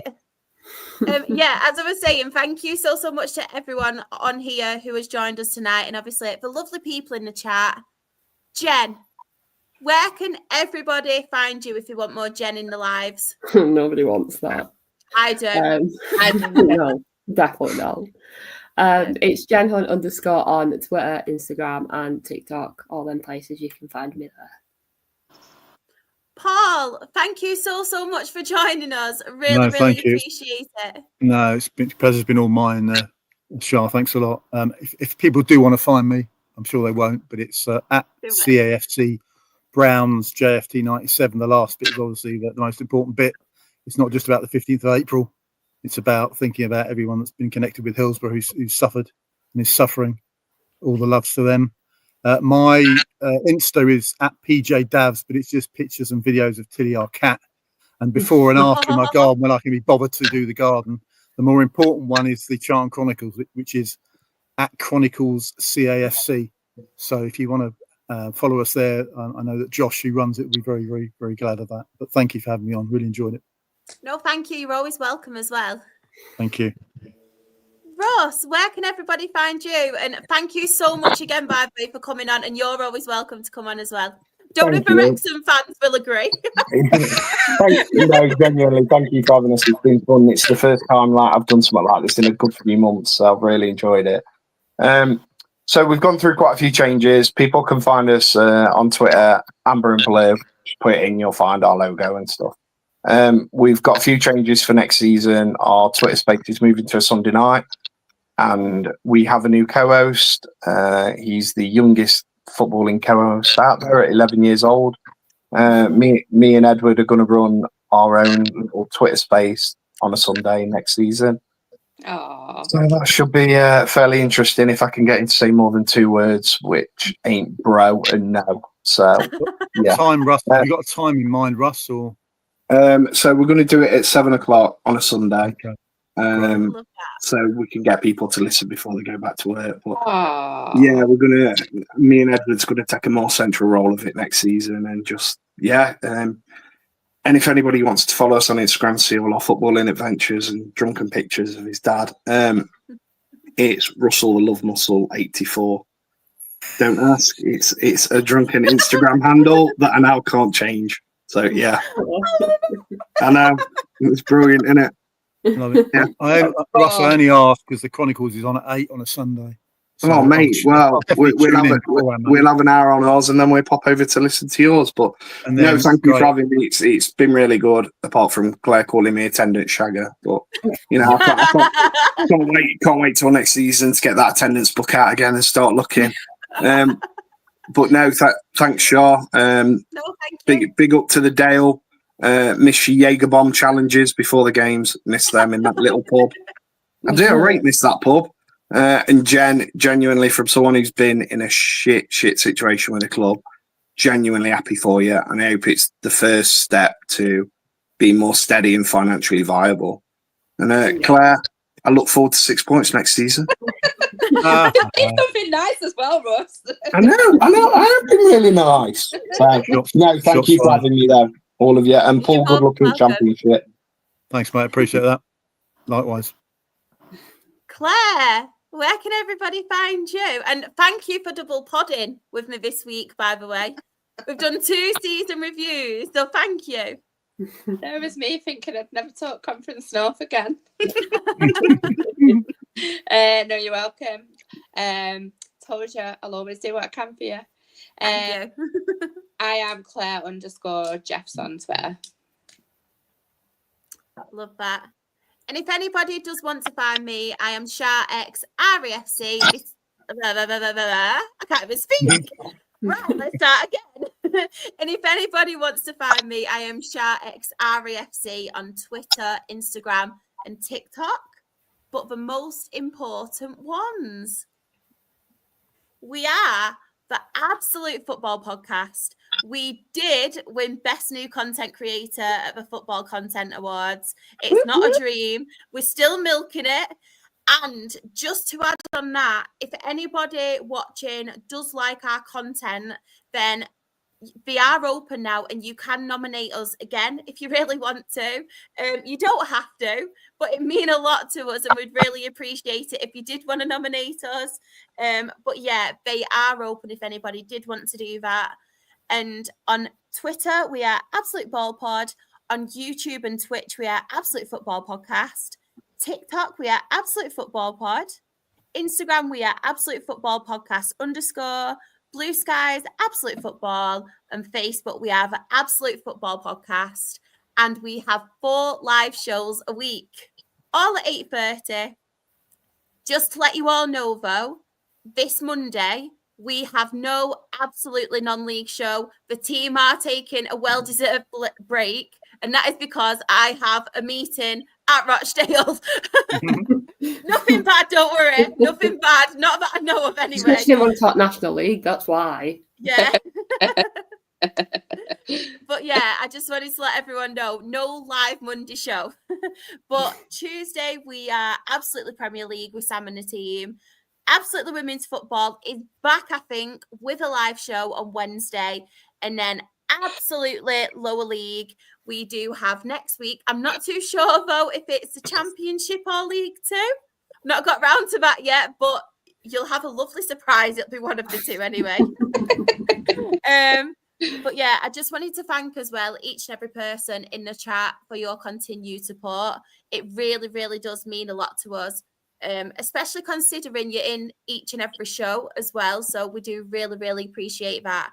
And we are really, really proud of the community that we have built in such a short time. And I say this all the time, but I feel like it's a community and a safe space where everyone feels comfortable expressing their opinions. We can all have banter. Don't get me wrong.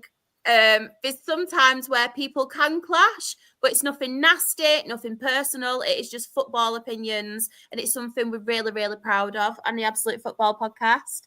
Sam as well has said Premier League season review on Tuesday and a Women's Euro preview on Wednesday. There we go. You can always count on Sam. Look forward to the women's show with the Euros on the horizon.